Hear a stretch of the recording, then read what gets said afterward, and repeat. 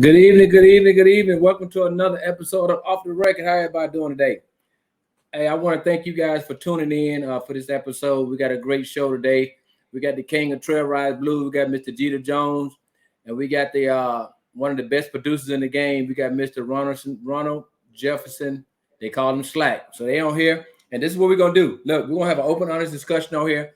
So if you guys have any questions, then put them in the feed line. Make sure your questions are professional, because if they're not going to get read. Okay. So there's no malice intended. This is a talk show. We're going to come on here and we're just going to talk about issues, mainly the business of music, and we're going to go from there. So it's been a lot of things going on around the world. I hope y'all been watching what's going on. I hope y'all set them thermostats to 79 degrees so y'all can conserve energy in y'all state. So we here in Texas, we got the order from the governor to set our thermostats to 79 degrees. So I expect y'all in Louisiana, in Texas, in Mississippi, Arkansas, I expect y'all to do the same thing. Set them thermostats to 79 degrees. But look, we got Jeter on, we got Slack on. Look, we're not gonna hold them up. We're gonna have an open, honest discussion. So I'm gonna bring him in. What's going on, gentlemen? What's up? What's up? What you do? What's up? Slack. Jeter frozen up now. You freezing up. You freezing up. Hey, you got to scoot over a little bit, Jeter, so they can see you. Yeah, right there. Yeah, there you go. There you go. So y'all doing all right this evening? All good, man. How about yourself? Yeah. We're doing great. Hey, did y'all set them thermostats at 79 degrees yet? No, not yet. Too hot, man. Hey, y'all gotta think about the well-being of y'all fellow citizens, man. Y'all gotta set them thermostats at 79 degrees. I just heard about that. I didn't know nothing about that. Hey, but look, man. Hey, I'm really honored to have y'all on, man. Seriously, because Slack, you know, man, you talk off and on. You know, we agree to disagree, but we're still men and we talk. Man, me and Jeter, we talk too. You know, we just talk about different variety of different things, man. So I'm really honored to have y'all on my talk show, man. Really, it's truly an honor to have y'all on here. To be honest. All good, man. All good. Okay, but look, we're gonna go and get started, man, because y'all got people already on here. We're gonna go and get started. So I'm gonna start with Jeter, then you, Slack. Tell the audience a little bit about yourself and where you from. Jeter Jones. Okay. I'm from right here, Mansfield, Louisiana, small town in Northwest Louisiana. Born and raised right here, and I won the state championship right here in the Pride, Mansfield Wolverines. In what? Football. Football. Okay. That's pretty decent. You know, I played sports now. Yeah. Since I was born, I could tote that pill or catch that football. You know, that skiing. Okay. I left here. I went straight into the military instead of. I had a son on the way, so I went into the Marines, and I did my first 4.5 years in the Marines. Got out. I was a correction officer for about 2 years. Then I went in the Army right before September 11th, and did 15 years in the Army. Then retired and started singing the blues. But I was an athletic. You know, I can brag on having a Commander's Cup at every duty station in some kind of sport. So we're gonna talk about that. It transitions over to my show. I bring a little energy to the stage because somebody granddaddy could still dance a little bit. So we try to use that as an advantage. But I'm just a plain old country boy at the end of the day. Okay. Go ahead, Slack. Man. Ron Jefferson, everybody call me Slack. Been in music all my life. I'm from Shreveport, Louisiana. Started playing drums at 6 years old. Junior high drums, high school drums. Started playing professionally at 16. I started as a drummer, progressed from a drummer to a vocalist, from a vocalist to a producer, and my whole life been music, man. Since I was 16 years old, man, my whole life just been music. Did a stint with H-Town from 93 to 97, thanks to Bishop Burrell and my kinfolk, Lewis Hollywood Hayes. After I left H-Town, I formed my own group for show. Went to Europe, signed with BMG. After I got down with that, man, I came back and I just started producing everybody, man, from hip hop to gospel to R&B. So, that's been my life, just music, man. Oh, okay. So Jeter, I know you come from a gospel background. Your whole family, is that true or? Yeah, my uncle's dad, my granddaddy is one of the oldest living promoters in this area as far as gospel. He booked like the gospel keynotes, the Mighty Clouds of Joy. And I mean, I was just talking the other day about Willie Neal, how he spanked people with his towel and he made the guy sing that's enough, and the guy keeps still singing. And it was just fun growing up in that environment. Even playing drums, I was a drummer too. So when I got a chance to play drums, I always was excited. But I like to watch my uncles growing up. We even got a family choir. That's what's crazy about it, which Oh, I was okay. choir director for the family choir. So I've been around music, mostly quartet music my whole life. So I mean, Okay. What about you, Slack? You got a gospel background? Oh yeah, man. You can't be from the South and not come out the church, man. Yeah. So my background, my dad was with Archie Bell and the Drills. I had aunts and uncles who sung in church.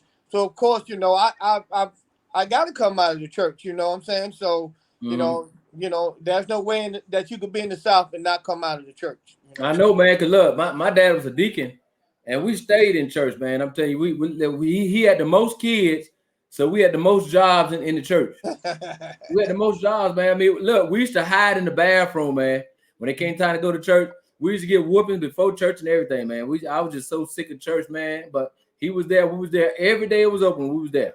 You know what I'm saying? So I understand where y'all coming from. But Jeter, people don't understand, Jeter, that mean you got a history before this Southern Soul even came aboard.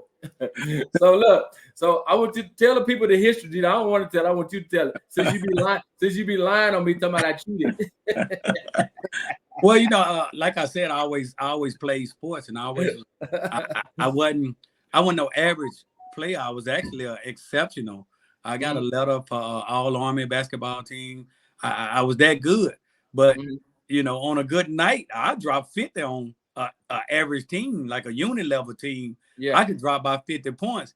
Then I ran into this referee when I was in Germany. What was his name? His name was Sergeant Class, Kelvin Young, who said that was his court.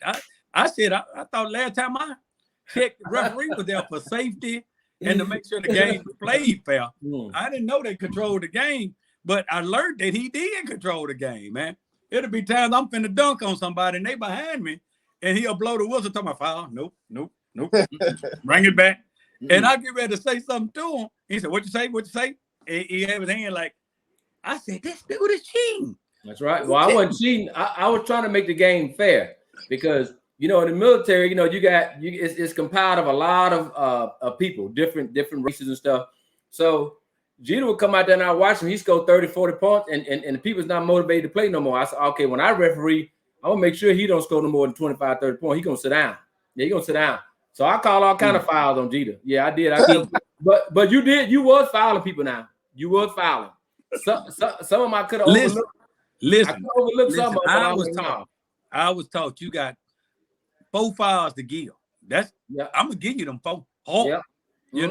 Hey, I ain't gonna foul out, but I'm gonna give you about 4 good ones. Yeah, but in saying that too, I remember when I used to see Jeter, he's always be singing. And I was like, okay, what is dude always singing? And I asked him, I said, man, so you gonna sing? He said, yeah, when I get out of the military, I'm gonna sing. And I'm telling you, what was it, 2000, I want to say 16, I want to say. I think when you came to Harker Heights, when you walked in there, I said, Gary Jones. He said, what's up, man? We ain't seen each other, and it had been since, 2004, 2005? 06. Yeah, and I saw him in 2015, 2016. So he said he was going to be singing, and ever since then we've been cool. But look, Slack, let me ask you this question. Now, Slack, you're a producer. Yeah. You one of the known producers in Southern Soul.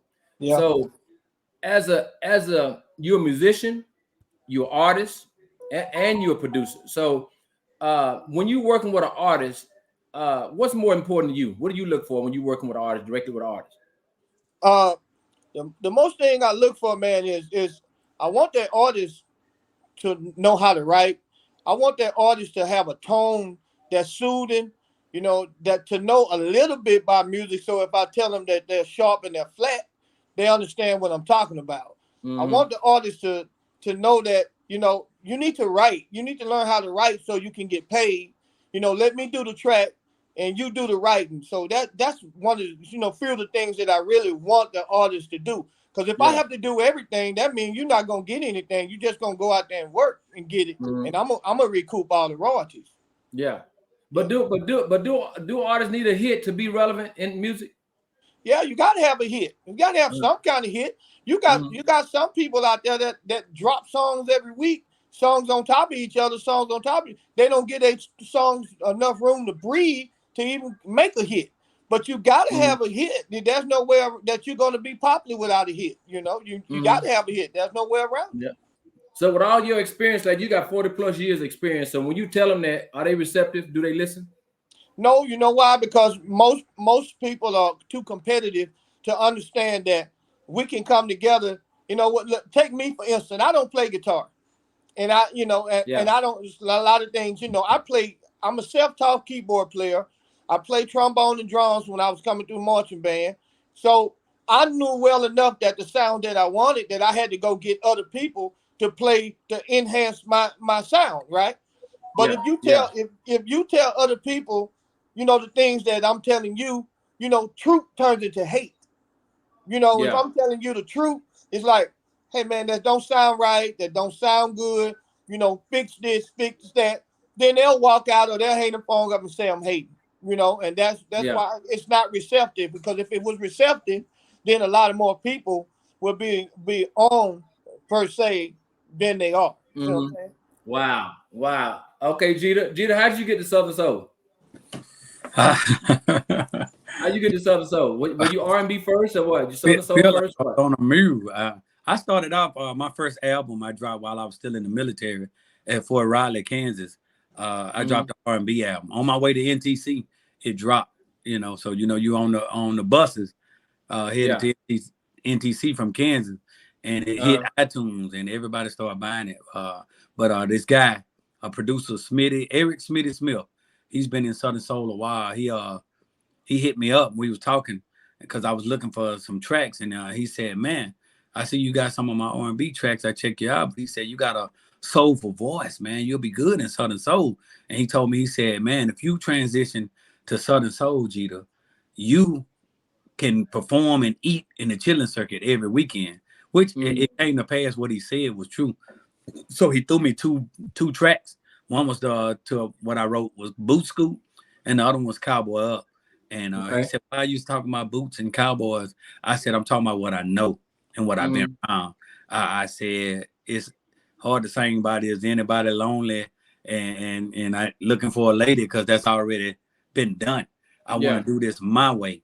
And I said, "I want to introduce Country Boy Trail Riding to the people." And he was like, "What's a trail ride?" And I said, "Exactly." So it looked like it paid off, because I see a lot of boots and cowboy hats. Plastic boots now. We got to upgrade these boots. So how did you and Slack meet up?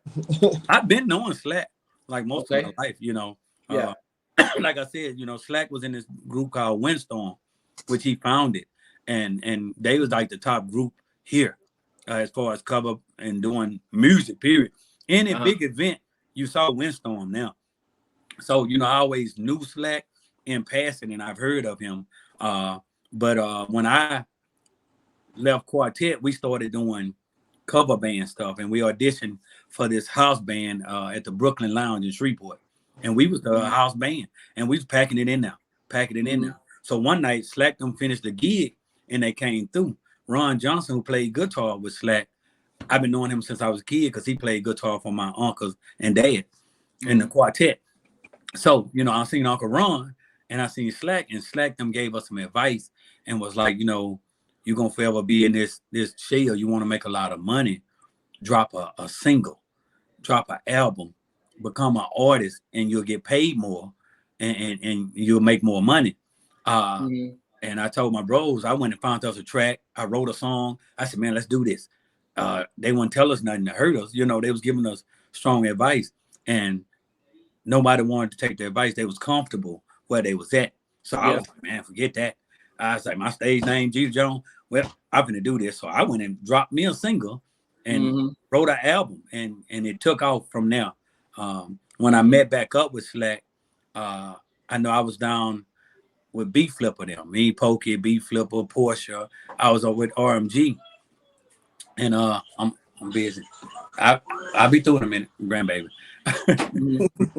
But I met up with Slack when I left RMG. I went and had a meeting with Slack, and I had got some tracks from him, and I went over and recorded. I said, "Man, this is good sound. I like your mixes." And I told P2K, "Man, come over here, Magic." I was telling everybody else, "Man, y'all come mess with Slack, man." At the time, I was paying a lot of money for studio time, and Slack gave me a good deal, and I liked his sound. I wasn't losing in my production. I actually was gaining, so I cut a deal with Slack. I said, "Man, if you rock with me, I know we can do something great in this Southern Soul. I just need a producer that's gonna rock with me, and just complete my formula." And man, we've been freaking frack ever since, and became best friends during the process. Oh, okay. Now, Slack, let me ask you a question, man. Is Southern Soul now? You use R&B and rap, right? Yeah. Okay, so is Southern Soul a genre? Because people argue that it's not. Well, what's your take on that? Well, as of right now, it's not labeled a genre, but to us that's in it, we consider it a genre. And I think now that a lot of people, it's it's the new hip hop. I think it's in a year or two, then I think the RIAA and the Grammy is going to recognize us. I really feel like everything wasn't a genre. Rap wasn't a genre. You see what I'm saying? Yeah. So I feel like to us it's a genre. But it's always the ones who's not doing well in it don't want to recognize it. You know what I'm saying? Yeah. But I really feel it honestly and truly, because you got to understand that independently, people don't need labels. Artists are making their own money. They're their own entity. So I honestly and truly feel even Dougie Fresh down at the Essence Award 2 weeks ago mentioned Southern Soul. He had Raw Chip and Pokey down there. And man, that's huge, because Southern Soul is getting recognized now. And you got to understand that there's not a radio station in the country that's not playing Southern Soul. They have to, because if they don't, they're going to lose their ratings. You know what I'm saying? So now Southern Soul is mainstream. And that was the reason why I took Jeter to New York, so we can become mainstream. You see what I'm saying? Yeah. So where did Slack come from? The nickname Slack, where did that come from? Man, I was small in the 9th grade, man, and I left my junior high and I went to my high school, and they couldn't find a pair of band pants to fit me. My pants was up here in my chest. So my section leader at the time, he gave me that name. He said, "Man, you got a lot of slack in your pants, man. We're gonna have to tighten them pants up." And ever since then, man, it just stuck with me, man. Chuck Peoples, man, rest in peace, man. But that was my section leader at the time, and that's who gave me that nickname. How you end up in Southern Soul, Slack, from R&B and hip hop? Well, Jeter, P2K, Magic One, and then I come to realize by 99, I did a record for Malcolm Allen. He was a pastor, man, but we did this record, and I didn't realize it was Southern Soul until I put it on my compilation. You see what I'm saying? So Jeter, P2K, Magic One. Man, those guys right there with high heels and jeans. I did P2K whole album with Caught Up and all that stuff, man. Jeter come through and picked up tracks from, man. That's how I got in it, and I never looked back after that, Okay. So, because Jeter, when you came in, you was a GQ cowboy. Now you're a king of Trailride. So when did that change? You were GQ at one point in time. So what happened? It got hot, man. Well, too bad to be wearing, I mean, I'm working traveler, so I always been a good dresser. I could put my country swag with, like, you see me at a war store, I usually got designer like Vera Wang or somebody, a designer on. So being traveling all over the world in the military, we great dressers, because Korea, you can get your clothes made. In Japan, we was getting $5. Hey man, we was getting. I came back to clean a cat in the club, when we came back from overseas, because cat's like, "Man, you get that call canine jumper." I said, "Hey, man, that's what we do." So I mean, when I first started, dressing was big to me, because I wanted not only to sound the part but look the part.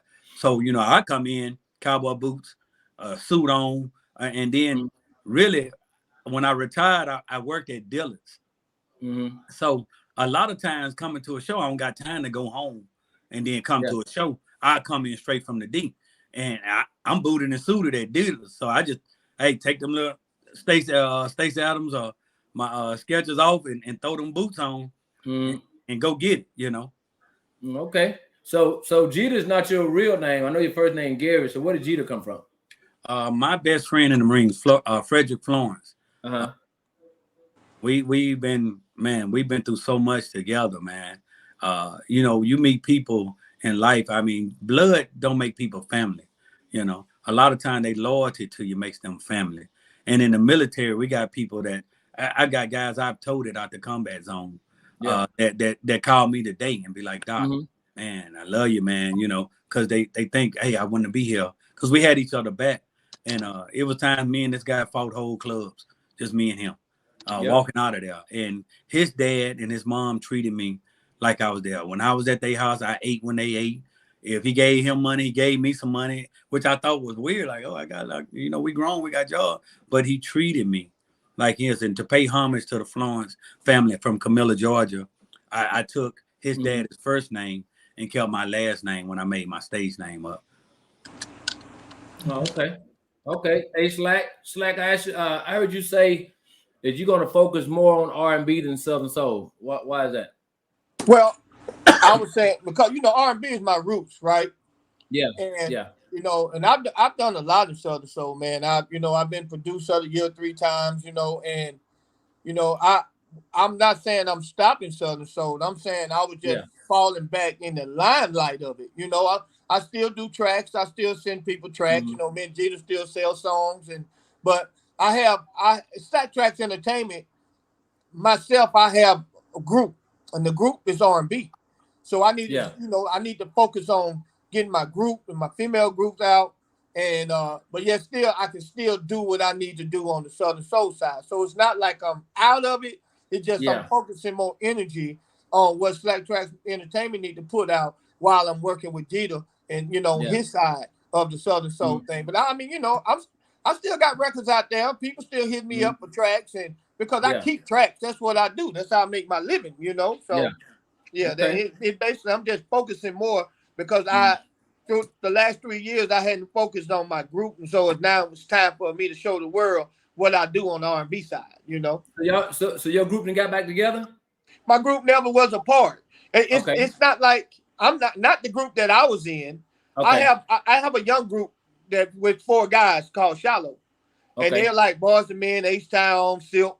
So I'm focusing more on those guys, you know, and then we have a project with 3 young ladies we focusing on. So, you know, like I said, they're coming. You know, they're getting ready to drop. Matter of fact, this Saturday we'll be in Greenville, Mississippi, opening up for Genuine and TK Soul and Lenny Williams. So we'll be down there. Yeah.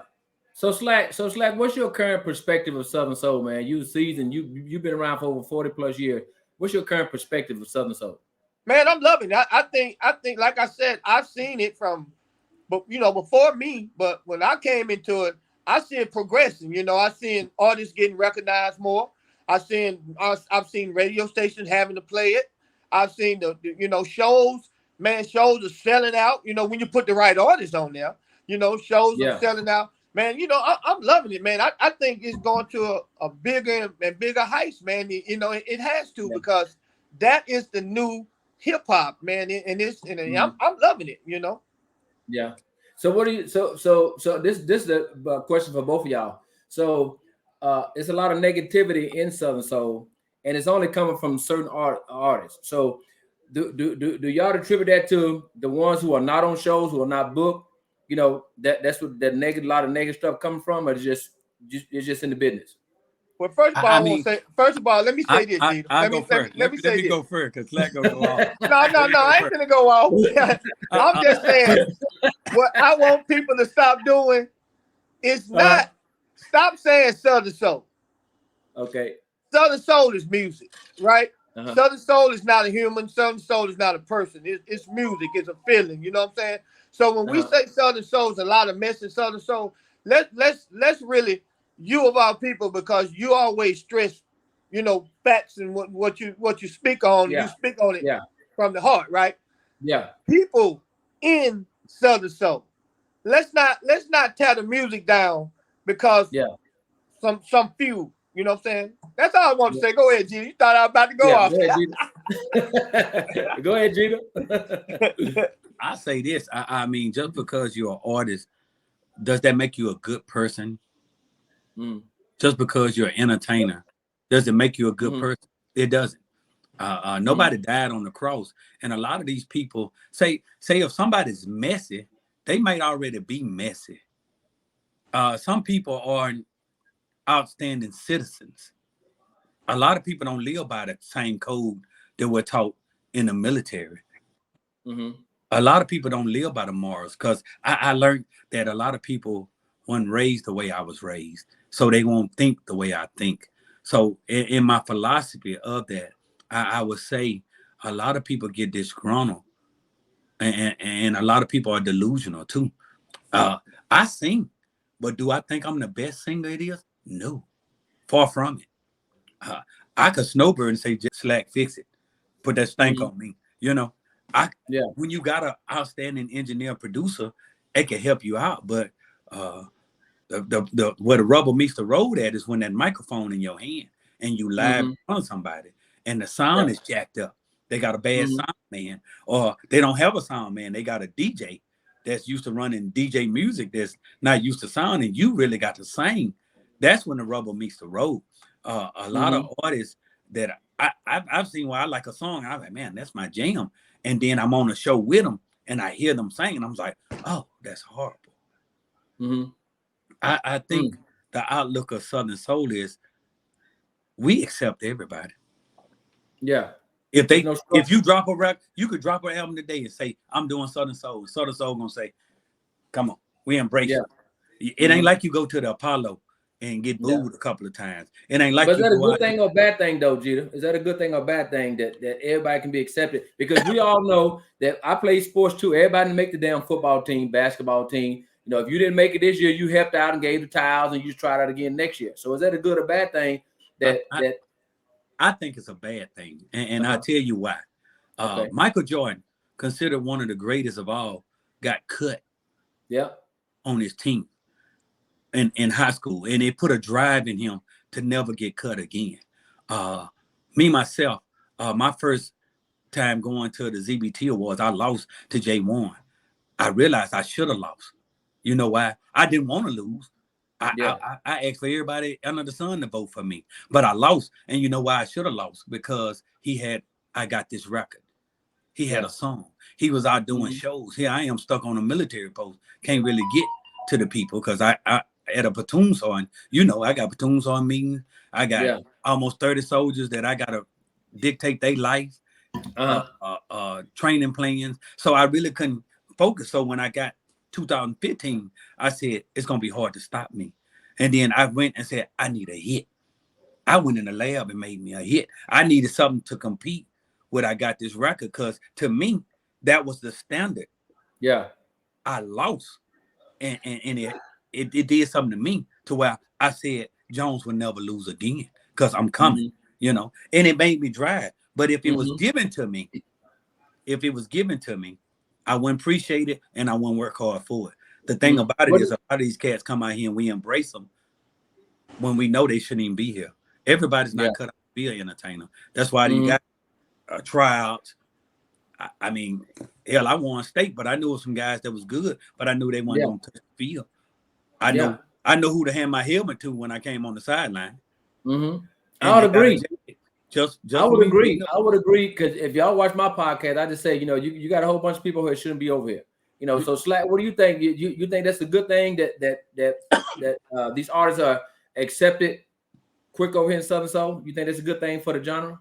No, I think it's a bad thing because when on the R&B side, when P Diddy told these people you're not good enough, people say it was harsh, but it was true. You're not Yeah. good enough. You're just not good enough. But Mm-hmm. like I said earlier, truth turns into hate. If I Yeah. tell a person you can't sing, then I'm a hater over here. Yeah. You see what I'm saying? If Mm-hmm. I tell a person you off key, man, I'm a perfect example, man. I'm not calling the artist's name, but we had an Yeah. artist and they went and they did a song with a feature with someone, and the person that they did the feature with sounded great. Yeah. But they let our artists sing off the whole key wrong. And Yeah. I'm saying to myself, I'm like, did he do that intentionally, or did he not know music? Because Yeah. he put it out. And then, my wife heard it. And then we went and listened to it. We made a phone call. Hey, take that down. Yeah. Because over here, I'm strictly about quality. I'm Yeah. strictly about being on the right key. I'm strictly about mixing and mastering. So, no, it's not a good thing, man. It's a bad thing because when you raise a bar, I'm going to tell you, man, a lot of times, man, and, and I'm saying this, and I want everybody to hear me say this because I'm not really tripping. Yeah. The reason why I'm not being conceited Yeah. that I won these producers of the year is because when I came over here, I came with R&B and hip hop frame of mind, quality first. I hear a lot of records. I heard a lot of records hadn't been mixed, hadn't been mastered. People it's like it was jumbled up. So what caught their attention was my sound, was my quality. So Yeah. it wasn't that, because there's a whole lot of people better than me. You know what I'm saying? And, Yeah. the person that taught me is better than me. You know what I'm saying? Yeah. So it was the quality of what I do and how I do it. So when you get these people that come in that want to do it just because they want to do it, then what you're doing is you're disrespecting the person who really does this. Yeah. And then this Southern Soul, the audience of Southern Soul, y'all not truthful. Y'all don't tell these people. It's like when you go to church and somebody stand up in church can't sing. They say, "Oh, that's all right, baby. Just keep on. That's okay, baby." You know what I'm saying? So what the Southern Soul audience is doing is they're saying, "Oh, that's all right, baby. You sound good, baby." Knowing they horrible. Yeah. And that's the thing. I agree. They clap for the courage to stand up in front of people and try. Yeah. But these people, you don't see them headlining. You don't see them headlining because you're not gonna sing before the preacher, after the preacher. It's the same with Southern Soul. They're not gonna wait till all night to see you sing. Man, go on, do what you gotta do and get on out the way. But then you offer them a few dollars, they get mad. Yeah, well, I just tell them, man. I just think now. I think a lot of them need to pay their dues. Some ones who do have talent. I think they need to pay their dues. How do y'all feel about that? Y'all been in the business because they want to skip. They want to skip. They don't want to pay no dues. They want to skip. Yeah, man. Let me tell you about me, man. With my group, when I first got my group, man, the reason why I have so many contacts in the industry is that I bought a van. I wrapped the van, put the guy's picture on it, and we drove from Florida to California to Las Vegas. We were doing shows, man, for free, sometimes gas money. I wanted these young guys to appreciate the hustle and the bustle, because if I would have took them straight to a label and straight got a deal, they never would have appreciated the fact of they thinking it's giving. This music business is not giving, man. You gotta pay your dues, man. You want to come out, you want to put your record out, and then you want to go straight say, "Oh, I'm 1,500." How you 1,500 with one record that don't really sound good, and it's like you gotta hustle and bustle, man. You gotta, and I see a lot of people get on Facebook and they say, "Man, your promoters, y'all booking the same act." Well, them same acts is putting butts in the seats. So I say, get yourself, go rent you a venue, go get your sound man, go pay for some advertising, and then do a show and see how many people you pull. So, but what they do is, let me tell you what they do. They call the promoter, they get on the show, show with a cabin and a surcharge and a TK Jeter. They get on the show, then they take their phones and they act like they're part of that show with all these people out here. You see what I'm saying? So I already know. No, you go do your show on your own. Stop whining. Stop whining. My main thing is this right here. Man, when I stopped playing drums and I started producing, man, I didn't ask Bishop Stick Burrell. I didn't ask Ron Johnson. Man, I started doing beats. I took $50. I took $100. I took $300. I started, you know what I'm saying? I had to climb in that way. Now I know my work. I know my value. You know what I'm saying? But them, they want to just come out and say, "I deserve." And you don't deserve. You need to hustle and bustle. You know. You know why, Slack? Because you know why? Because a lot of them was bus drivers, a lot of them was drivers for artists, a lot of them was hype people, and they come out and see people doing it, they say I can do it too. And they want to come out and come out 1,000 or 1,500. I tell them the same thing. Do your own show. How can you get a true assessment of what you can broker to a promoter if you haven't done your own show? Correct. How can you get a true assessment? You know, you're not the Tucker, the Calvin, the Charles, the Pokey, the TK. You're not them guys, man. Them guys are established. Right. You have some guys that's been out here 10 years or 8 years or whatever, and still can't draw a damn picture on a piece of paper. You know, but they figure since I'm an artist, then you should give me a chance. I said, I don't do charity shows. I don't do no charity shows, not one. All my shows are paying from paying customers that are paying to see the same people. If they want to see Jeter, Tucker, whoever, every 90 days, guess who's coming back? Them same folks gonna come back if them same fans gonna pay to see them. I agree. But I don't mind. And see, and one thing they do, these young folks, when they're not young, they're young in their mind, is they want to get in a pissing contest with a promoter.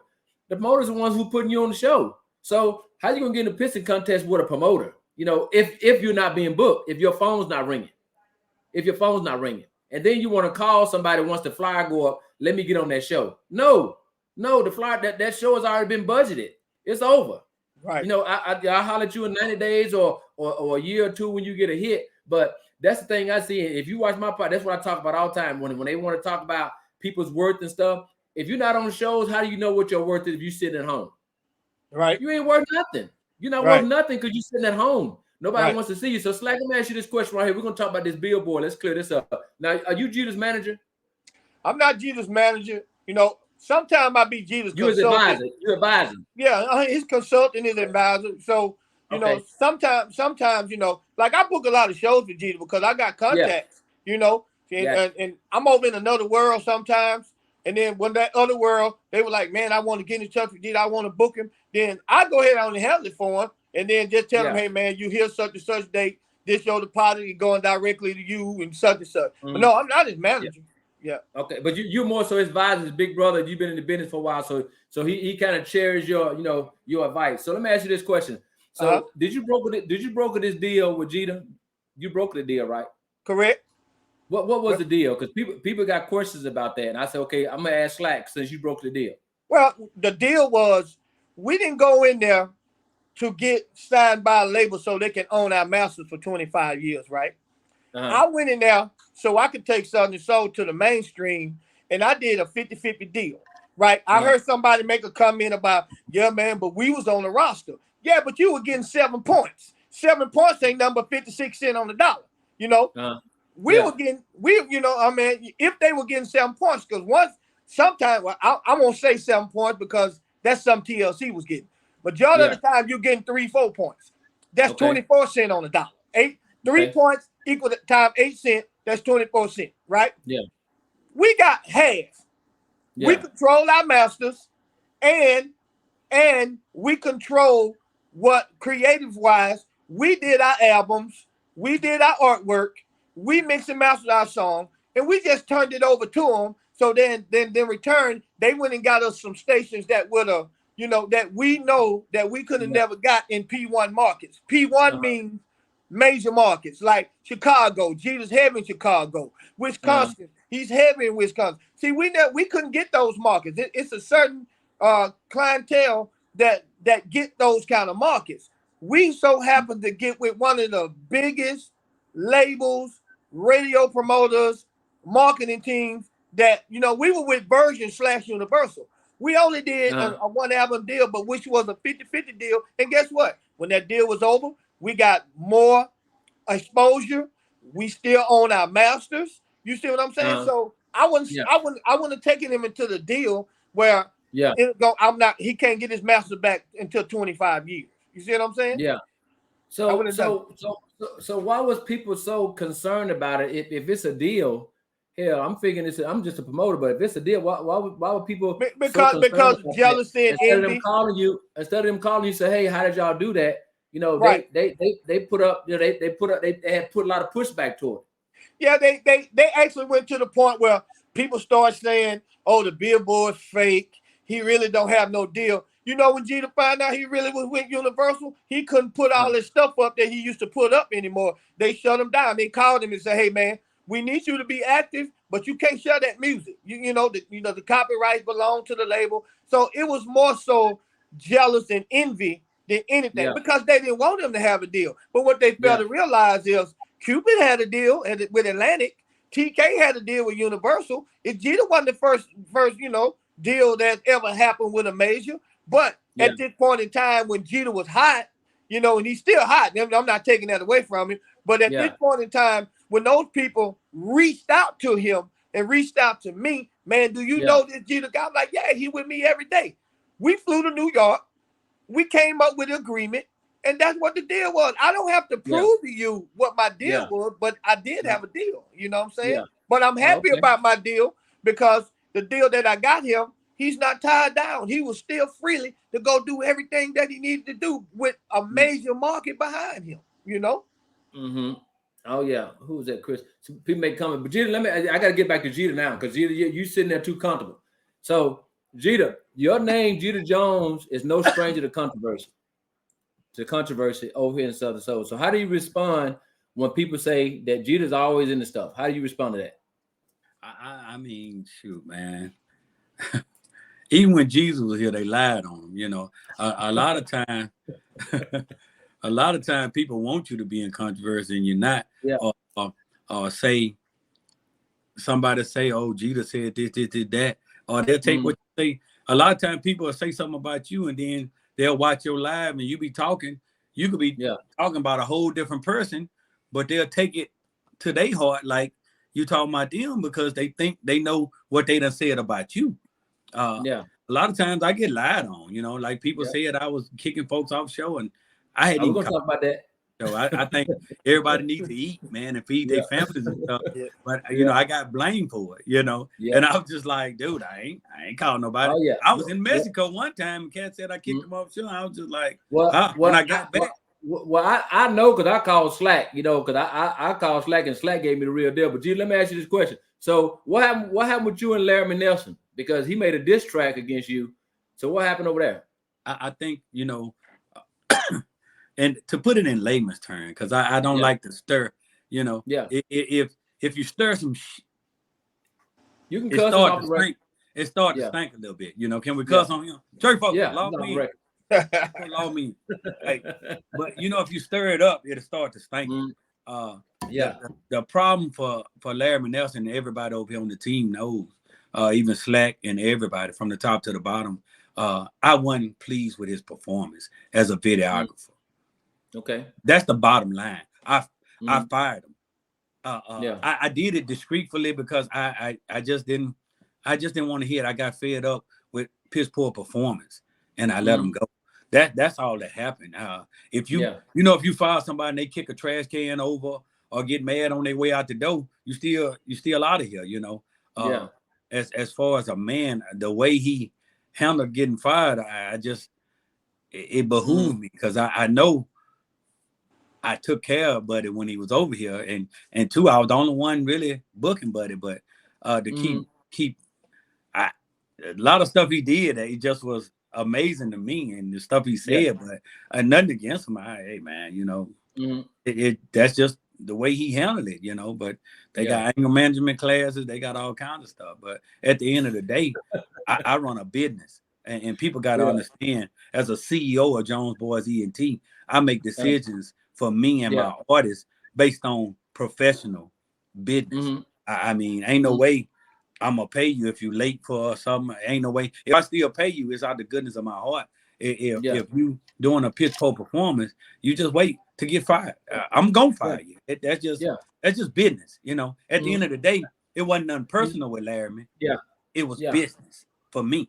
So, I mean, I had nothing bad to say about the guy. I just said he just wasn't cutting it, for JBE. So I let him go, and it ain't no hard feelings. I wish him the best in all his endeavors, but I mean, I shouldn't have to beat you up or shoot you or do no crazy stuff just because you just weren't cutting it, Yeah. And that's the bottom line. Though, and I say that too, man. I say that with artists and everybody say Kevin be tripping, but I'm all about being professional. If I'm paying you for a job and I tell you you going at 7 o'clock and you show up at 7:45 and you think I'm not going to say nothing to you, then you got a problem. I mean, come on, man. You know, I mean, you 45 minutes late. You got people waiting on you. You got my deposit. I want your ass here at 7 o'clock. You know, but we expect that as Black folks that we can just show up and do whatever we want. Somebody that paid us, and we can do half-ass, do whatever we want to do, and people supposed to accept that. So I agree with that, man. If you paid somebody to do a job and they didn't do it, yeah, you should say something to them. You know, you should say something to them. I give you a prime example, and not to harp on it, but I give you a prime example. Say you or Jeter Jones. Yeah. You paid me to do a video. Yeah. And I say, you say, be here at 2 o'clock. I say, bet. I done paid your money the front end, ready for you to be there. I'm there at 2 o'clock, 3 o'clock, 4 o'clock comes. I'm still there waiting on you. Like, yo, call you, ain't answer the phone. Somebody pull up and say, hey, Kim, Jeter around the corner at the rim shop. Getting rim put on their car. Wow. So you get in the car, come around, I'm at the rim shop. Getting rims on my car. When I was supposed to be shooting a video 2 hours ago for you. Yeah, I done wasted your time. What would you do? Oh yeah. You probably mad as hell. Yeah. Oh yeah, of course. I mean, of course. And I'll go further. I would not recommend you to nobody that called me about you. I'm like, no, don't ever recommend you to do this. You know, but Slack, let me ask you this question right here. So hold on. I gotta finish with Jeter. Hold up, Jeter. Let me ask you about this ZBT fight over there. What happened over there? Well, I I had told the referee because I was the coach, and I had just drove Albany, Georgia, so I was pretty tired. But I told the coach that a player from the other team was getting too rough, man. I said, hey, I told the referee, you might need to take him out the game, do something. But it wasn't no control. Control. And I said, before somebody get hurt, everybody on my team over 40, they got to go to work the next day. And it was crazy. So they had a few words. It was the end of the game. I was happy here because I'm like, man, I'm about to go get me a chili dog and go to the house, or just go sit in the stands and chill. And put your Bengay on after you run about yes, because I was tired, bro. I was tired. So I'm just so happy the game over with.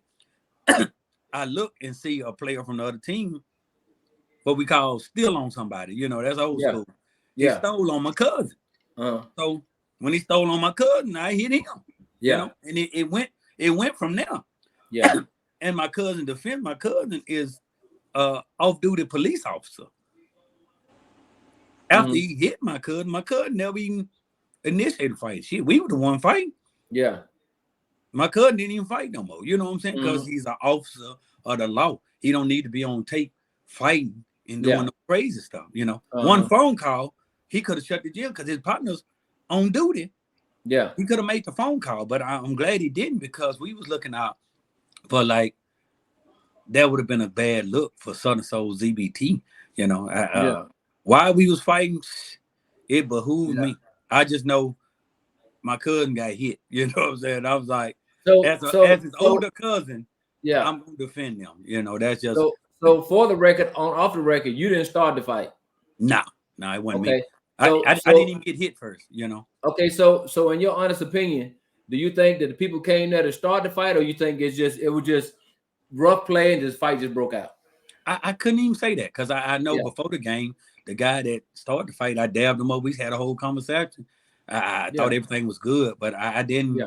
It caught me off guard because you wouldn't expect it, in that environment. I thought everything was good. I mean, it still puzzles me to this day. But I mean, I don't really say nothing to the guy and don't have nothing to say to him. But I talked to the guy and I said, Doc, I don't have no beef with you. I just don't want to drink a beer with you and kick it with you. That's just that's just the kind of guy I am. Yeah. I can forgive, but I can't forget, But they got another game that's coming up. Are y'all involved in that Slack? They got another celebrity ZBT basketball. Y'all been picked for that? No, we won't be involved. I won't be involved. I've won enough championship trophies in my day to say I already got plans, man. I already got plans. Yeah. So hold on. So now let's roll over into this. You getting people kicked off shows. Now, when I heard that, I called Slack. Right. I called Slack. And so Slack was like, no, it ain't Jeter, it's me. So off the record, do y'all want to clear that up? So was it you, Slack, that called and said you don't want to be on the show with Jeter? What happened?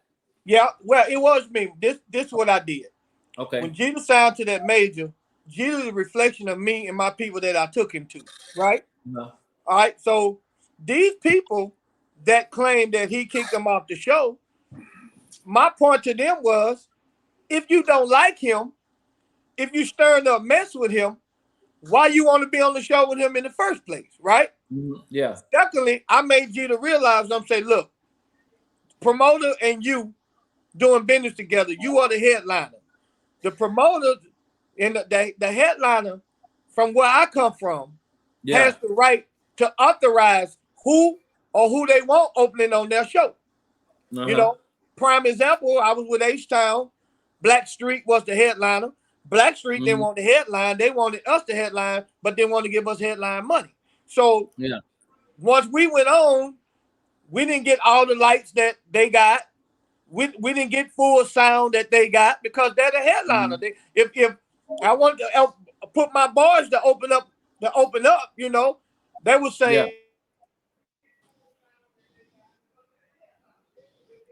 we don't want no local act opening up.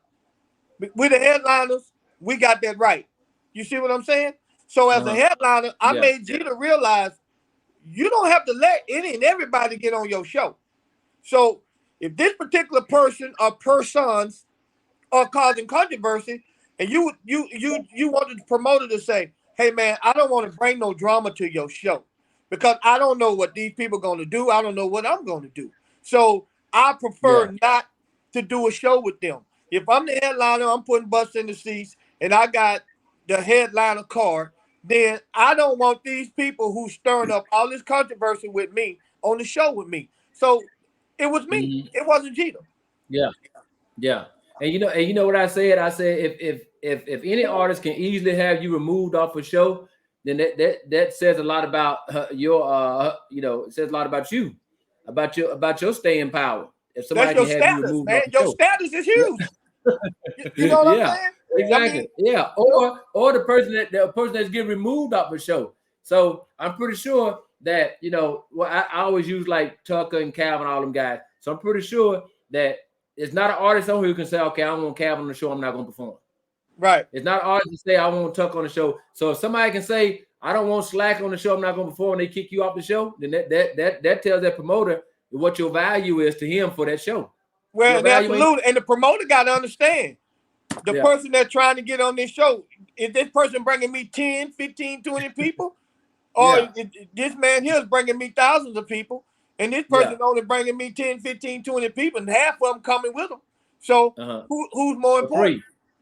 For free. Who's more important? You see what I'm saying? I was just trying, at this particular time, bro, I was just trying to stop all this mess that was going on. Yeah, because you had an incident with a rapper or somebody showed up at a concert or something. Yeah, I promoted the show because I promote shows too. So I had a show. I had Boosie and I had Yellow Beezy. And at the time, I didn't know Yellow Beezy beefing with Mo 3. So what that did was the whole police department in the city, I sabotaged myself. Yeah. You see what I'm saying? I sabotaged myself. And I lost a whole lot of money in the process. Yeah. Wow. And you see what I'm saying? So I didn't want the promoter to lose a whole lot of money. And I didn't want the GBT thing had happened. We didn't need no more fights over here. You see what I'm saying? We didn't the Southern so because every day, every Monday that I get up, somebody is beefing, somebody is sending subliminals, somebody is mad because somebody told him, every time I look up, it's something. So I told Gita, I said, hey man, back up. We're gonna back up, we're gonna concentrate on the music, let's just back off and let these people do what they do. You know what I'm saying? And that's what I did. I just feel like I stopped a whole lot of mess. It wasn't the fact that I didn't like you and I didn't want you on the show. It was the fact was you was the one stirring up mess with this man. Yeah. So why you want to be on the show with him? That's the show I booked. You ain't gonna get on no show with something I booked. And I know for a fact that you wanted the one behind the scenes causing all the controversy. But then a lot of them throw their rocks and then they hide their hands, Yeah. And so when it happened to him, he got me off the show. But what about what you did? What about all this crap that mess you stirring up? Tell people the truth. It's always three sides to the truth. You know what I'm saying? Oh And yeah. it was sad because a lot of people, artists, and I was uh, uh, at that basketball game, and they saw that I didn't throw no first lick. Yeah. They saw what happened, and a lot of them didn't speak up and say, Mm-hmm. "No, Jeter didn't start no fight." When people was like saying, "Oh, Jeter fight," and I thought it was funny because some people saying shit. I was the only name they knew. Mm-hmm. Out of all the people that were fighting, they knew, oh, that's Jeter. I don't know who the Yeah. rest of the Yeah. They people. said your ass started the whole fight. That's why I want you to go in and clear it up. Yeah. Hey, Yeah. the Said, fight didn't even start with me. I yeah. was I'm saying, standing, but that was the talk. That was the yeah, talk. I But was standing Jeter, off to the side. JBE. No, they said JBE. JB JBE was was in the talk. Yeah. stands. Yeah. I know. That's what I'm saying. So look, rolling to my next question. Tasha Mack, that's your real sister or that's a lie? That's my mama's baby girl. So that's your real sister. That's Okay. my sister. So Crystal Thomas, is that your cousin or is that a lie? That's my cousin. Blood cousin. Blood cousin, yes. Because people be lying to my this my sister. No, they be lying. So that's You know, y'all actually blood relatives. black people will claim a brother and a sister in a minute, but Yep. those two are my family. Me and Yeah. Chris started same quad stand. All the Uh-huh. under RFA Homes, man. May she Yeah. rest in peace. Uh-huh. Claudia Hooper. Had the Yeah. same teachers and mentors. Mhm. Matter of fact, in history of Zion Hill Baptist Church, me and Uh-huh. Chris was the first kids to ever sing in a adult choir. Oh yeah. They've never done that. You got to get, because we had so many great singers. Yeah, in the Krista can choir. sing. Yeah. That girl can blow. You can blow. She can blow. Yeah, she can blow. We had so many great singers that they didn't need the children to sing. But we was the first children that ever impressed to where they snatched us up from the children's choir. And I was mad, but Crystal was happy because she wanted, her dream was to be like Aretha Franklin as a kid. Yeah. I didn't care about that. I wanted to be like Randy Moss or somebody. I didn't care about singing. It wasn't no passion to me. I just was good at it and had the talent. I don't even sing hard now. I be chilling. Yeah. So Well, Hollywood Hayes, that's my cousin. And he's the reason why I got in H-Town. You see what I'm saying? People don't know the history. See, let me tell you the history. Hollywood was with Marvin Cease. Okay. In my band, Windstorm, we used to open up for Marvin Cease. So we all said, hey, whoever make it first, man, we're going to call each other up. And at this time, I'm playing drums. So when the producer, Bishop Burrell, stopped playing drums, he wanted a drummer. Then Hollywood mentioned me. That's how I got my job, through Hollywood and Bishop Stick Burrell. That's how I got my job. You see what I'm saying? So, but we're cousins too. So Hollywood Hayes. So is that the one? Is that one got kicked out of y'all after party? Is that him? is that him? Man, what it was, the club. It was the club owner. The club owner and the DJ blamed me. Oh, they did? Yeah. Man, I had to talk to my cousin for 2 days because they blamed me for what they stopped this show. They didn't kick him out the party. They just stopped this show. Yeah. But they blamed me for it. You know what I'm saying? So yeah. But that's the same cousin. Okay. Yeah, because I was there that that was after the blues tour. After the blues show, yeah. Somebody told me. But Gina, let me ask you the question. Let's talk about JBE. So now hold on. Let's go back to Crystal Thomas. So it's been said that you and her are at odds. That's your cousin, right? So y'all at odds over music. It's over music, right? Nah, what we at odds? So I just saw my cousin the other day. Hugged and gave her kiss on the cheek. That's good. Good stuff, because she just won some awards on their blues side. The thing about family is, they fight. Shit, I got some cousins I fight with all the time, so it don't matter. But this the crazy part. We wasn't fighting. Crystal, I helped Crystal out, but Crystal played for Johnny Taylor's band, trombone. Okay. Crystal's a music major. Yeah. What she want to do with her career and what I want to do, I'll be real with you. Cuz could care less about even performing in the children's circuit. She wants that big blues market. She wants to do old school blues. That's where she at. She don't want to play these trail rides. It's hot out there. She don't want to be out there with me. So we went 2 different directions, and I respect that as an artist. And she's been in music way longer than me. We started together, but she really pursued music. I didn't. I went military. I was a war fighter. When I finally came back to this, you know, and on this side, you know, there's no beef. That's my cousin. I love her like Good. none other. And you know, people want you to, just because they don't see you together, they automatically assume. And then a lot of people just start talking. Oh man, Crystal ain't with Jada, man. They done fell out. Yeah. No. If people only knew, I financed Crystal's whole first project. I Yeah. gave her masters because that's my cousin and I love her. She owns her masters. I didn't have to do that. I Yeah. did it because that's my cousin and I love her. Mm-hmm. I did her project wasn't even, she never even signed a contract.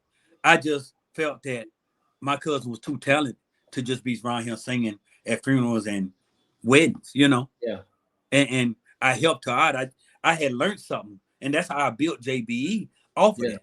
I made my JBE brand because I wanted to help artists because nobody helped me. I researched, I did stuff, I spent money on myself and did it. A lot of people don't have the money to put their stuff in places or distribute their stuff. You know, Yeah. that's what a JBE label or a Slack Tracks is for, to Yeah. build you up.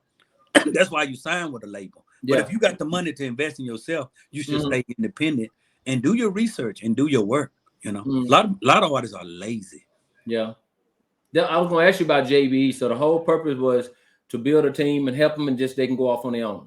Yeah, I think JBE is more. It's not a brand. I think the only person that might stay over here is Tasha Mack because she's happy and she makes good money and doing what she do, and she likes working with her brother. That's the only reason she So could.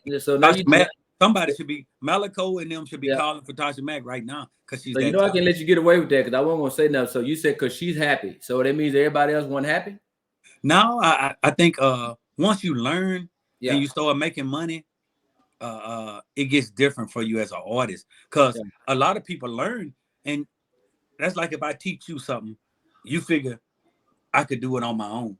Yeah. Like if you started out working with Carolyn, once you got the gist of it as a promoter, Yeah. and you said I got this, you Yeah. didn't work with Carolyn no more. You went for K Yeah. Young Production. You start Yeah. your own. It's the same way with them. There you go. We got a lot of alumni over here that's still doing music. Look at Lady Q. She's writing her own music now. Yeah. She's doing her own music. Carmen, she's doing her own music. R&B food. I mean, the alumni over here is a good alumni because what we can brag on is when you was over here, you left here with a hit. Yeah. The production team, everybody left here with an album, a hit, and people know who you are.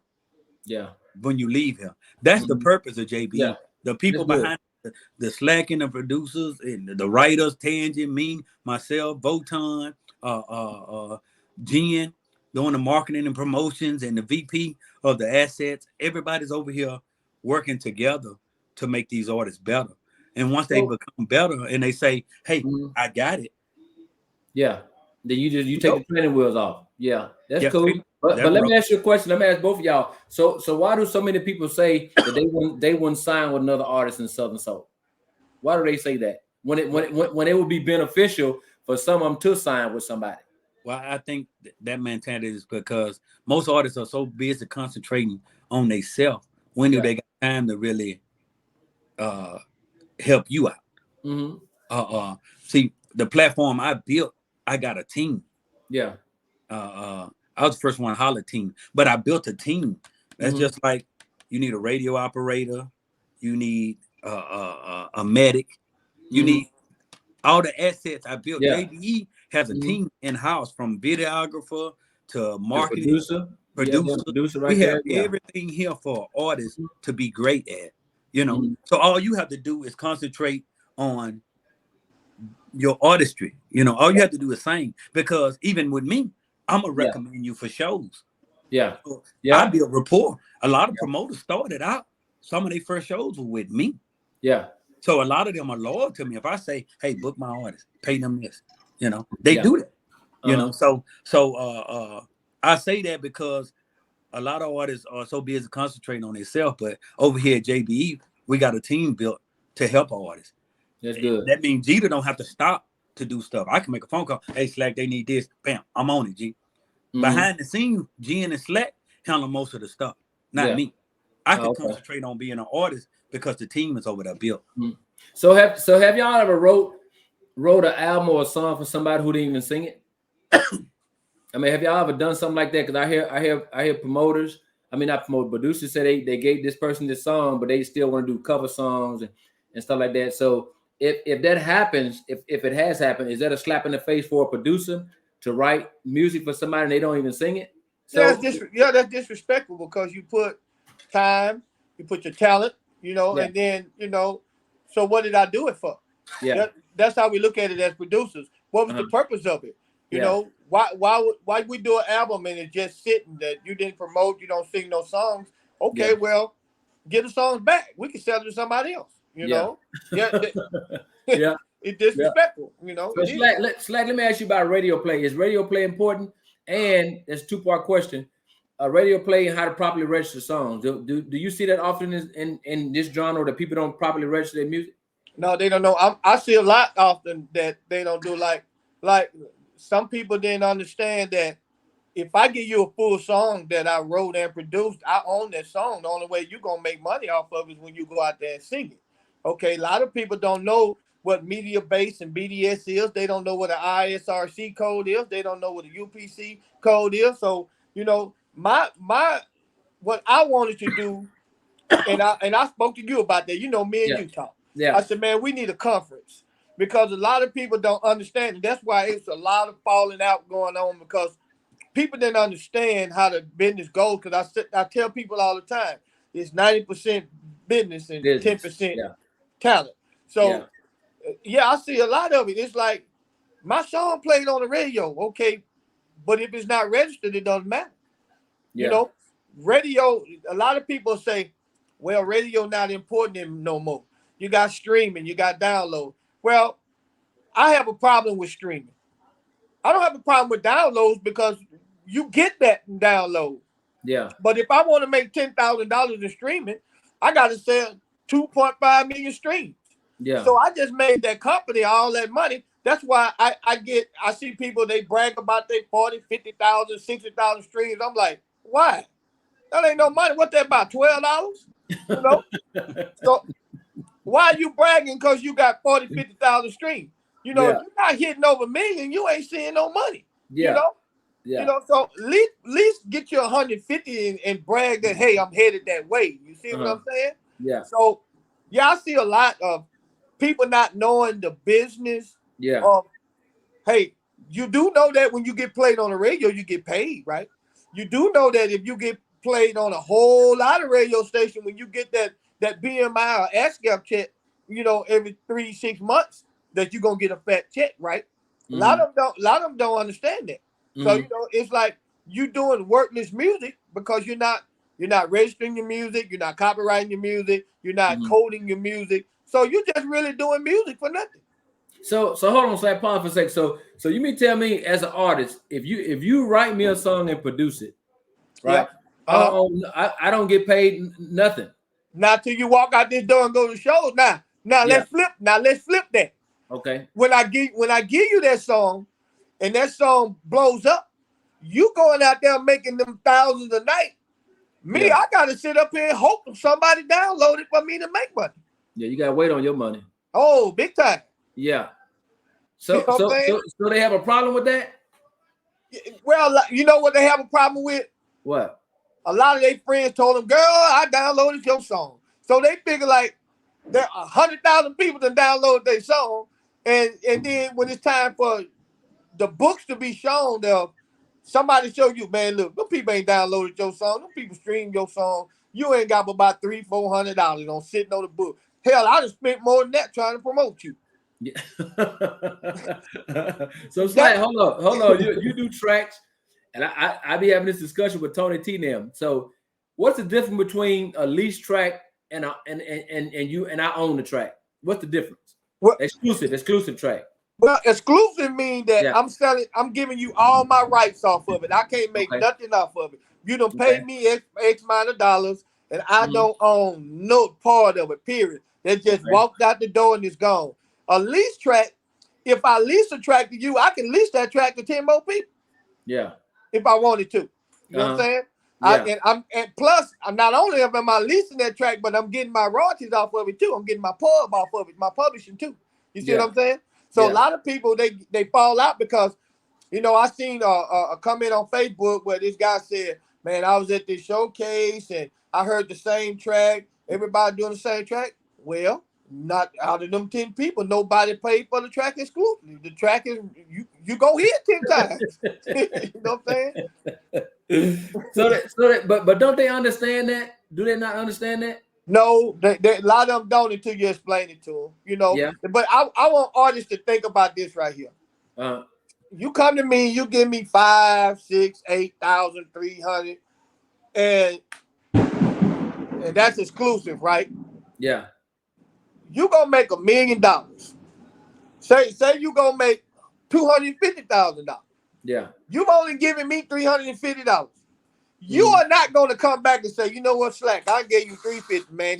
He go you $10,000 for that track. You're gonna keep that $250,000. You gonna say, "Oh, that's mine. I gave you $350 for it." Yeah. But me as a producer, Uh-huh. if our track break, then you already, when I fill the registration form out, you got your writers, and I got my composer. We splitting it down the middle. Mm-hmm. I'm being fair to you, but you're not gonna be fair to me. I don't care what no Negro say.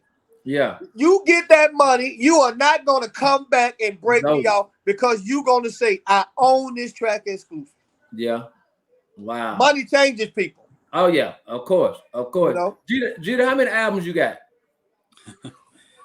Me myself 10. Uh-huh. 10. 10. But And how my many JB, years?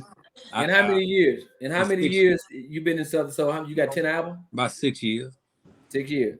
So how many you have total with JBE? About 18. 18. That's a lot.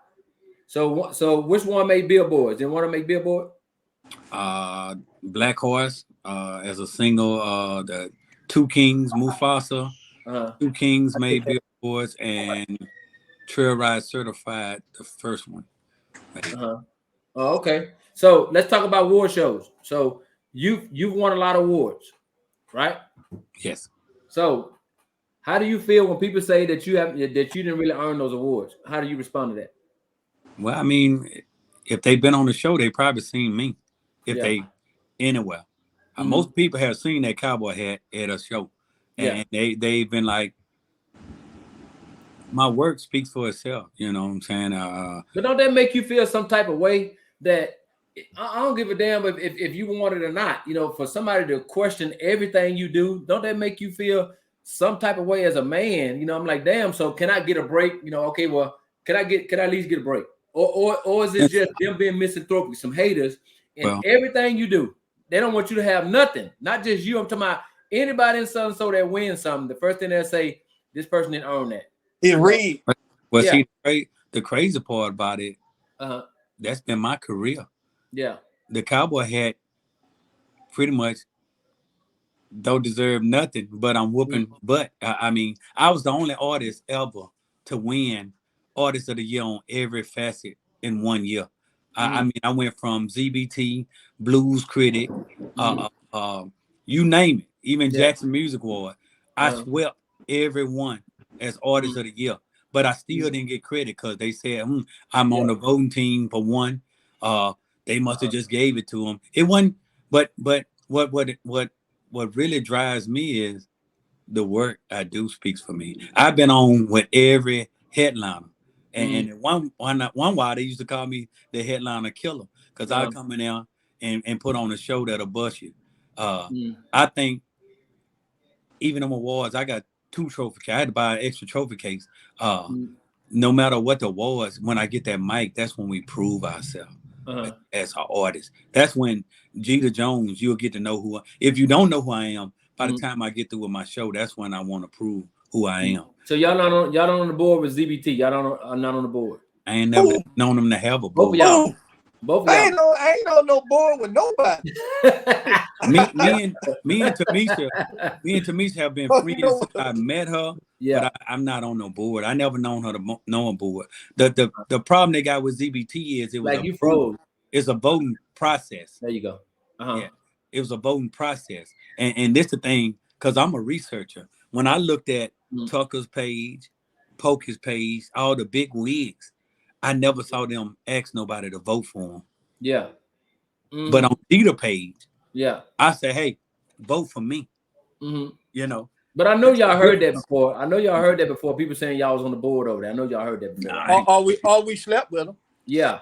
Y'all heard that before. So let me ask you this question right here. So now do both of you currently support ZBT? I I asked that. support. I support it, but I support it from afar.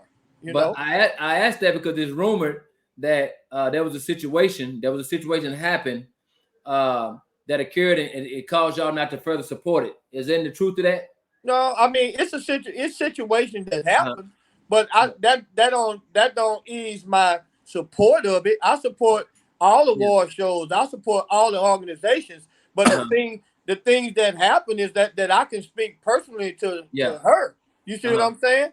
See, because what happens is when you get on platforms like these and you talk, and then that turns into mess. You know what I'm saying? And I'm not messy. So my discrepancies, I could just pick up the phone and call her and say what my discrepancies are. But that doesn't stop me from supporting it because I support you. I support Jackson Music Awards. With the Underground Awards. Virgil, DJ Bird, he got an award show that's coming up now. I support that. I support everything. But if I got a discrepancy with you, then I'm gonna pick my phone up and I'm gonna tell you my discrepancy because it was a couple discrepancies. But it's not me to go tear a black woman down. I'm not gonna do that. You see what I'm saying? Yeah. But you know what I said too, Slack? I said that when people say because you know me, I was very vocal about certain things that I saw on ZBT and any award show. If I see that somebody won album of the year for 2022 and it came out in 17, then I got a problem with that because that's telling me that you're not being fastidious. You're not being fastidious in what you're doing, and people are watching. So I want you to do it right. I want you to have the right people around you. I even told I said put me on the board. She said hell no. Hell, you wouldn't have no winners your ass on the board. Well, it's crazy. I know people are messy, man. If I'm your friend, even if we don't see eye to eye, like me and you didn't see eye to eye at one while. Yeah. I just didn't have nothing to say to you, and I didn't talk to you for a while. But I didn't go over here bashing you. If I knew you robbed a bank, I ain't gonna say, well, Kevin robbed a bank back in 72. So I mean, that's the thing people gotta understand. Loyalty goes a long way. And I support anything that's gonna help Southern Soul. If you're wrong, I'm gonna tell you wrong. Yeah. My mom in the other room, I'll go in there and tell her she wrong. She wrong. That's just how I'm built. Somebody granddaddy. So I'm not scared of nobody, and I'm gonna always tell you what's real. If you take that advice, that's on you. But I said, people blow stuff up about little stuff just because they don't see you. Just because you don't see me hugged up with ZBT people or this and that, don't mean I lost love for ZBT or anything. But people take stuff and run.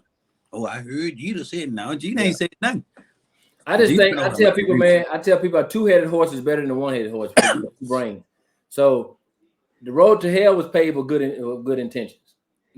Just because you intend to do something great, if you don't do so great, you can expect criticism, and you can take that as a learning tool. You can't just get mad, especially if you're a public company. And like I go to Walmart and I buy a vacuum cleaner that don't work, and they tell me I can't get my money back, I'm gonna raise all kind of hell.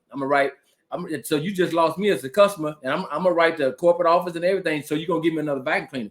So you just can't just blow me off if you sold me something that was broken. I gave you my money.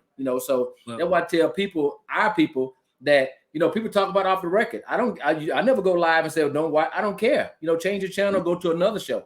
But what I try to do is I try to be fair. I try to give a fair assessment. And I never go live. And like I said, my dad would be on here, man. My dad's a Vietnam veteran. He's retired. He'd be on here watching my live. I'm not going to embarrass him. Go on here talking about punk MF and all that. I'm not going to do all that, man, because I'm a respectful child. Well, with everything, criticisms, you're always going somebody. You can't please everybody. Exactly, that's not going to please everybody. So in the award show, when people feel like they should have won, they don't sit back and think about, well, what is the criteria of winning? Am I doing this? Am I doing that? Stop saying shows are rigged just because you didn't win. Yeah. So when you win, Yeah, they you rigged ain't no gonna more. say the show rigged. Yeah. You just gonna accept the award. Yeah. You see what I'm saying? So, Hey. but Okay. with Don't lie. anything, any show, Yeah. any organization, you're gonna have some kind of criticism. So when you get that criticism, hey, sometimes people tell me my track man, I don't like that track. Well, go to the next one. You're not gonna like everything I do. Exactly. You know what I'm saying? Exactly. And on their behalf, it's hard to do a award show. Yeah. Because you can't on ZBTs. I speak on behalf of ZBT. You can't please everybody, just like he said. Yeah. Everybody. I done sat there days where I thought, I should have won that award, but I didn't. Yeah. Did I get mad? Yeah. Mm-hmm. But I just say, let me go harder next year. I'm gonna make sure I win that because I'm gonna concentrate on that facet. Let me win that. I got to come harder. I got to do a better collaboration. I mean, people don't look at that. And then this woman's spending her money, to honor some ungrateful singles, man. I mean, it takes a lot, and she took a lot of beatings for nothing. You know, stuff that didn't even have to do with her. She took a lot of beatings, and I saw it through the years. Yeah, but some of them was valid though. Some of them was valid, man. Yeah, some of them was valid. The thing about it is, but you felt the one that was valid. It was honorable for you and her to get on here and discuss those points. Exactly. And So that's what I told her. That's what needs to happen with Southern Soul. People stop shooting subliminals. Stop going on there blaming Southern Soul. Yeah. And let's work it out. Me and you, man, we agree. Me and you talk. we play like ping pong. I know. But what we do, Slack, we answer the phone. You call me, Slack, pop up. What's up, Slack? Yeah. My number in your phone is pop up. You know what I'm saying? So but at the end of the day, we come with a solution and say, well, Slack, I just feel that's not my perception of it. Well, that's my perception of it. Exactly. And you get 10 people, you're going to have 10 different perceptions of it. Exactly. So, and we need to stop being so argumentative. Yeah. And learn how to take criticism, constructive criticism. Yeah, exactly. And move forward. You know what I'm saying? You know? So let me ask y'all a question, man. Y'all been to business. Is there a hierarchy in Southern Soul? Should there be? Man. But it's coming. But I know, but why people saying no? Everybody on the same plan, which is a lie. That's a lie. Man. Hey, man, I just had a young lady call me today, and she said she called different artists to book and gave me different artist prices. Ain't no way in hell Southern Soul has been this well where people can actually charge that kind of money. You know what I'm saying? Yeah. The quality of artists, you got to pay quality money. You know, Southern Soul is not the Chitlin circuit no more. When I was coming up with the Marvin Ceases and the Johnny Taylors and, you know, the ZZ Hills and all that, man, them cats wasn't getting this kind of money. Mm-hmm. You know what I'm saying? Yeah, it's definitely a hierarchy to it, man. And you see it's climbing. You know, those naysayers are the ones that's sitting back there that are not there. Mm-hmm. They're not halfway there yet. You see what I'm saying? Mm-hmm. That's those naysayers, man. But of course he's going up, man.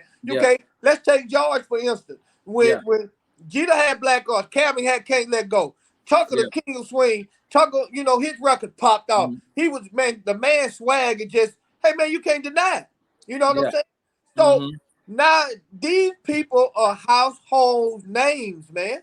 Yeah. So what they was 3-4 years ago, they wasn't household names. Yeah. I agree. What you think, Jeter? Yeah, it's growing, dog. I see it all the time. It's to a point now I can't go to everywhere I go. Somebody knows me. Yeah. It's like, no, we be on the road, man. We just stop in. They be like, Jeter Jones. I'm like, yeah, because you got your picture on the back of your truck. I be in a van sometimes. You know? Hey, we been the church van, man. Oh, okay. We're getting out the church van, you know. Yeah. Oh, okay. Even with that on the side of the road, man. Yeah. If you know how many 18-wheelers and people blow and wave because they see that picture on the back of their truck. I mean, it ain't for creeping. I know that. That's like P2K. You can't help but see P2K with that rap band, man. Got his whole damn van wrapped up. whole damn That's my boy, man. Yeah, you know. Mm-hmm. But they know him though, bro. They know him though. You know. They know him. So, Jeter, let me ask you this question, because you're an active artist. Slack, you're not active no more as an artist, are you? Sometimes. Okay, so I still do shows. Like I ask both of y'all this. So why is it that artists got a problem with their OMA or the order of merit? why they have a problem with where they going on the damn lineup? Why they got a problem with that? Hey man, let me tell you a little secret. Okay. And I hope they're listening to me. Yeah. People always want to go behind somebody. I don't want to go first. I don't want to go second. Don't you know about sometimes that when the people get to the headline, man, them people tired. They're ready to go home, bro. Yeah. You better become second. Headliner's curse. That we call headliner's curse. It didn't happen to me. And then a lot of it is egos too. They feel like, well, I'm bigger than that artist. Well, if you're bigger than that artist, it don't matter where you go. Yeah. You see what I'm saying? It don't matter where you go. Hey, my band, we love going first and second because we raised the bar on your ass. If you don't come back, then you're gonna look like a fool. You see what I'm saying? The blues all right too. I'll volunteer. Let me go first. Yeah. I'm getting enough. Yeah. Yeah. But I'm just saying, I hear that all the time. Like some people say, well, I'll go behind Tucker or I'll go behind Calvin Richardson. Ain't nobody gonna be in there. Come on, man. Nah. Come on now. I mean, they want to talk about being confident. You know, I think that's being foolish. Yeah. I think them guys have paid their dues. If you put me on a show, most time when I'm on a show with older cats, even though I might be hotter than them, out of respect for the craft, I let them go last, you know, and that be like people like Nathaniel Kimball, Donnie Ray, Carl Sims. Yeah. If I'm on a show with them, I pay homage to, because I'm a journeyman. I've been out here doing this. You know, when I started, I was making $200, you know, dollars, you know, doing promos just to get my name out here. The thing about it is you still got to respect these guys, like the Tuckers. Tucker ain't just started. He been out here. Yeah. He paid his dues. Yeah. Sir Charles, DK Soul, Calvin Richardson. You know, I was bumping Calvin Richardson when I was in Germany back in 04. Yeah. 05. I was bumping going to Würzburg. I played him before game, you know. So, I mean, out of respect, that's another thing, you know. A lot of these young guns don't respect their elders, you know. There's no way I would talk smack to O.B. Buchanan or somebody. I would milk their brain. I've learned so much from O.B., Charles, TK. What I do is get what they messed up at, or what your downfall was, what you should have did that you didn't do.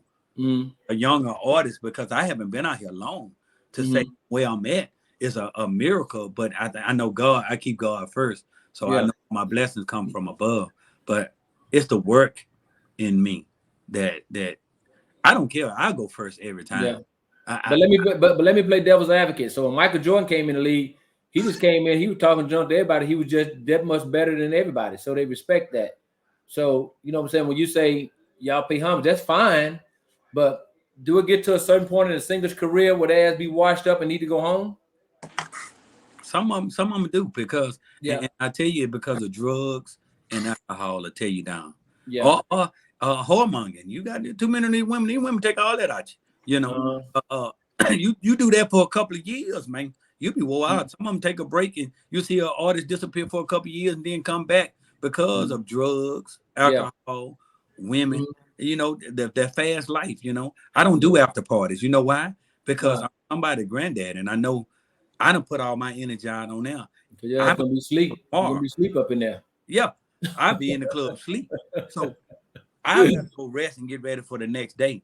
Through the week, I might do my little chores, but I'm mostly resting because I know the weekend is coming. When I take naps, I'm 52. I take naps during the day. Shit, I take me a nap. I never understood why my mom and them used to take nap when they was my age. I said, well, you sleep tomorrow. Yeah, I gotta take me. I go there and tell, look, I'm finna take me a 30-minute nap. Slack, you take naps? I wish I could, man. You be too busy? I wish I could. Man. Yeah, I really do, man. I'm like Speedy Gonzalez, man. My days, man. When I get up, once I get through with my running around, I'm in the studio. You know, I if I'm not doing tracks, I'm mixing. If I'm not mixing, I'm emailing tracks. So you know, last night we was in the studio working. Yeah, okay. We always working, and I work at night. Daytime is my grandkids' time and my horse time, my dogs, my family time. But at nighttime, I'm working. Yeah. Slack, how you feel about these self-titles? Well, I say, if you're going to self-title yourself, have a resume to back it. You can be whoever you want to be. You could be the king of this, you could be the goat of that, but have a resume to back it. You know, I don't title myself. My catalog is extremely long, man. You know what I'm saying? I'm not conceited. You know, I can say I'm the this and this and that, but I don't. You know, I just let my work speak for itself. A lot of these self titles, they don't live up to them. Yeah. They just titles. You know, they title themselves just because somebody else has titled themselves. Like I said, TK got the right to be the bad boy of Southern Soul because he got the biggest catalog in Southern Soul. He got the right to be Trailride King. Tucker got the right to be King of Swing. Calvin got the right to be the Mr. Debonair. You know what I'm saying? Yeah. Your name, you have to back it up. Yeah. The track record have to back up what you claiming. Charles is a pioneer. Charles because Charles was known first. They have the right to say these things because they can back it up. Their resumes speak for themselves. You know? People are tired of you. You know, people tired of Charles, the king of Southern Soul. People tired of me, the king of I never heard no king of no trail riding. I was a GQ country boy. You said that. That's the self-title I gave myself. That's what I remember, But when people was like, man, I ain't never heard no trail ride music till you came along. Man, you the king of that. You invented something. And I was like, for real? And then people kept saying, oh, you the king of trail ride, king of trail ride. And it caught. Then someday, but that's what you is, man. Claim it. And I was like, Cupid the dance line king. You can't take that from him. He has a resume. You know what I'm saying? So self-titling yourself, hey man, I'm the guru of the producers. Well, all you do your catalog make you the guru. The problem is when you just came out the box. And you ain't got one hit, but you saying you the king of this or the goat or this and that. You know, you can't say that if you don't got nothing to back it up. You know what I'm saying? So I think a lot of the work you do speak for you. You just gotta work hard and do it because I'm about to drop before the year. I'm gonna drop album number 11. Why? Because I can. I do what I want to do. Let me ask you this question, man. Why the hell you come out with that Undertaker song, man? What's the deal with that? To prove a point. When you on a big show with a lot of artists, if I say it's not competitive, I'll be lying to you. Just like a basketball player. I had a drive. I was hella competitive. Yeah. You know, if you didn't stop me as a referee, I would drop 50 on them boys in a heartbeat. Yeah. I would. I won't let you. Because I didn't have no slow up or take it easy on you. I don't. And as an artist, I don't have that. And you were slimmer too. Yeah. I got money now. Me good. Check this out. But see, the crazy part about it as an artist, if I'm on a show with the greats, Calvins, all that, I'm here to bust them up.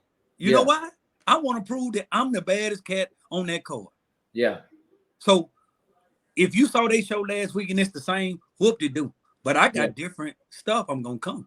When that Undertaker hit, it made everybody stop. Oh, what is that? Yeah. What is that? I've changed the game because a lot of cats, when I came in there, nobody want bumping no intro. Yeah. They want, you know that. Yeah. Nobody want coming out rap on no rap song. A lot of them ain't. Yeah, I didn't see no cowboy hats. A lot of stuff changed, and I could take credit as a trendsetter, but now my eyes are right here, focused on Jeter Jones' work. I'm building my own legacy in this, and Slack is a testament to that, because he's teaching me stuff to build a legacy. You know. Yeah. I still can't quick. Hell, I didn't even know I had a Wikipedia. It popped up one day. Yeah, I read it. You got to do some stuff to get a Wikipedia on you. You know? Hey, thank God for that. That means my work is getting noticed. You know, I mean, I only talked to Wikipedia, and that was me and Sir Charles. That means Sir Charles got a platinum album. Yeah, his work speaks for itself. You know, so I mean, salute to Big Bruh too. Yeah. But I'm gonna tell you, man. If I'm your name Charles too, ain't it? Yeah, yeah. They call y'all Charles 1 and 2. Yeah, but Kevin, the thing about it is, if I'm on a show, I want you to remember. Jeter Jones. Yeah. That's what that Undertaker did. Because if you left there, you remember, man, that dude came out on the Undertaker, man. That was cold. That was cold. People still tell me, man, I like when you came out on that Undertaker. That was cold. And I said, it's at the pace. It's at the pace. And it changed the tone of the whole show. Because, I mean. I know when I saw it, I was like, this will come out to the damn Undertaker. That was my favorite wrestler. Damn Undertaker. Mine too. I But love rap. let me ask you a question. Let me ask y'all a question, man. How do y'all feel about should artists be singing other artists' songs that are living right now? Should they be singing their songs, man? I mean, you still living and doing your shows. Should they be singing your song? I mean, y'all are artists. Listen, I know I'd be pissed off if somebody's singing my damn song. So let me sing my own shit. I ain't never seen so many King Georges in my life, man. and it's sad because I'm a King George fan. Yeah. I was one that as soon as I heard his music, I said, boy, you got good music. Yeah. And I was bumping it everywhere I go because I like it's top of my playlist. But I done seen some cats just murder King George song, and I'm just like, will you just leave that to King George, please? Hell, I could sing it better than them. And I'm like, God, Lee, this is crazy. You were gonna murder this guy's song? I think he should be.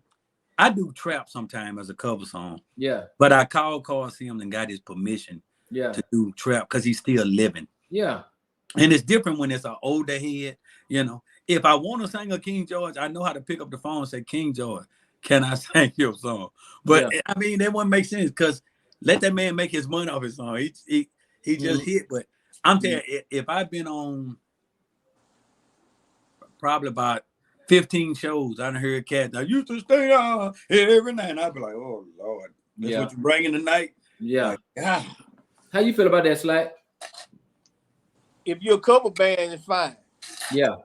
You know what I'm saying? But if you're calling yourself an artist, why you not selling yourself? Yeah. You know what I'm saying? Yeah. That goes back to what I was saying about having an album and instead of singing cover songs. When you go come off of it, you see what I'm saying? It's like, you know, I be at shows sometime and I see these people, man. I actually see a lot of people trying to push their record, and that's a great thing. But to sing somebody else's song that they can go see somewhere else to sing their own song, no, that's a no. You know what I'm saying? Yeah, I know. Only if you're a cover band, you know. Yeah, and then especially if you don't sing the song better than them, you got to be just as good or better. That's the key to any cover. Just as good or better. Yeah, but I tell you what though, how y'all feel about artists that go to shows and sing all cover songs, not even one of their songs? You think that's fair? Those are not artists. That's a cover artist. That's karaoke. It's a cover artist. Yeah, karaoke. You remember I had a show with you, and this karaoke singer was talking smack. Southern Soul Cats can't sing. Yep. I told him, get your mic. Yeah. Get your mic. I'll be there. Yeah. I'm up there. I'm gonna bust your head up. You know. Yeah, because I'm telling you, man. But see, that was the conversation because, like you said, down here in Central Texas, we don't have a blues station. You know, the closest one is Waco. That's about maybe an hour. Babysitter, huh? Yeah. Well, now Babysitter on 92.3. But he got fired though. He ain't on the radio station no more. I think they got rid of Babysitter. But I can imagine. Yeah, the closest one is Batman down in Waco, and I think they only play it like on Saturday for 2 hours.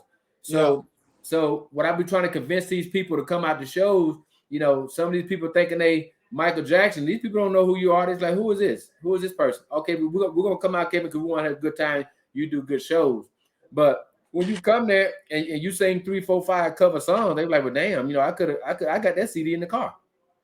You know, I got that CD in the car. Certain people I won't book. And look, how do y'all feel about people that want to film their shows? They want to film their shows, right? And like you said something earlier, it's like they want to film their shows with a lot of people there, but when they there, you know, they never turn the camera around. They never turn the camera around, man. They never turn the camera around. And when it's about 3 or 4 of them who mad at promoters because promoters won't book them, so they decide they want to do their own show. You all right? You know, then they go to a show. They have 3 people in there, you know, but they never want to turn it around. They never want to turn the camera around. But absolutely. But they want to pick up the phone and tell the promoter, you know, I want, you know, $1,000 or $1,500. I mean, come on, man. You know. No, tell them turn their camera around and you'll pay them what they worth. Exactly. Now, Slack, you're a producer. Have you ever told an artist they can't sing? Yeah. What was the reaction? I was hating. I told you the truth turned into hate. But they didn't let me finish though. I was saying you can't sing, but I can help you get to them. You see what I'm saying? They don't let me get to the butt. Yeah. Let me get to the butt.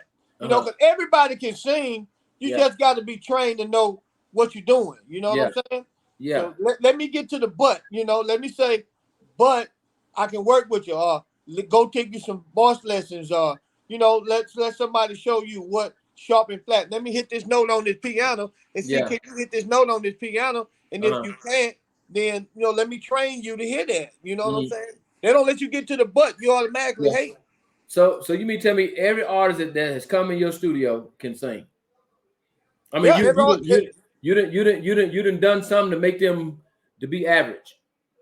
Yeah. But what happens outside the studio when they got to go like that damn versus battle with a Marion and Mario? What happens when they got to go sing? That ain't my fault. That ain't my concern. When you come here and you leave it out of here, then Slack got to make sure. I don't want people saying that record that's out there Slack did ain't quality. You know what I'm saying? Everything I've done has been quality. You know? Yeah. So it's gonna be mixed and mastered and everything you're supposed to do it once it leave out. Right. But when their ass got to go live. Hey. Yeah, because I was in Dallas when King George, when the music went off and he went a cappella. He bad boy. He can sing. Right. So a lot of these jokers that can't sing, well, they studio singers, but when they got to go a cappella, they gonna be like that's Slack art. That's Slack music right there. No, they ain't gonna say that my music. They gonna say Slack produced that song. They ain't gonna say that my artist. No. Yeah. So, Gita, how do you feel about compilations? I like them. Yeah. I'm doing. But would you do them with everybody? Would you do them with everybody? Or they had to be equal? They had to be equal to your voice. Man, it ain't about being equal to me. It's about being good music. My thing is everybody ain't gonna make the cut. I'm real critiqueful. I got songs I've done that ain't made it. That's just sitting here in the archives. That's just how I am. If it don't make it, it ain't gonna make it. You know, everybody ain't cut out for it. So it gets the toughest. Hey, that Negro had done some stuff, man. I was like, man, what you gonna do to this? Man, how you gonna do this? You jumping on somebody else's song. I'm like, man, how you gonna? And I'll just be amazed. Come like, dude, I don't hear nothing what you trying to put on this man. Yeah, because a lot of time it benefits the person who I don't want to say can't sing, but who's not as vocal as the other person. It benefits them more. We're gonna use season. Yeah, who's not in season? It benefits them because it don't benefit you if you already on shows. I mean, it's not going to benefit you. It's going to benefit them. But have you ever got on the track with somebody just to help them out, Gita? I've done that a lot of times. Because I think the platform I got, if I could help artists and I like them or they cool, I try to help them. I give everybody solid advice. I'm not out here to just hold information or hold secrets. Or if I'm gonna beat you, it's gonna be man to man with that microphone in my hand. I want to cheat you to beat you. I give you the key to the castle, just so you know. I think since I'm a king, if it was back in medieval times, if we have to battle on the battlefield, you're gonna see me in the front leading my troops out. JB will be right behind me. We just trying to bring a good show to good people and do good music over here.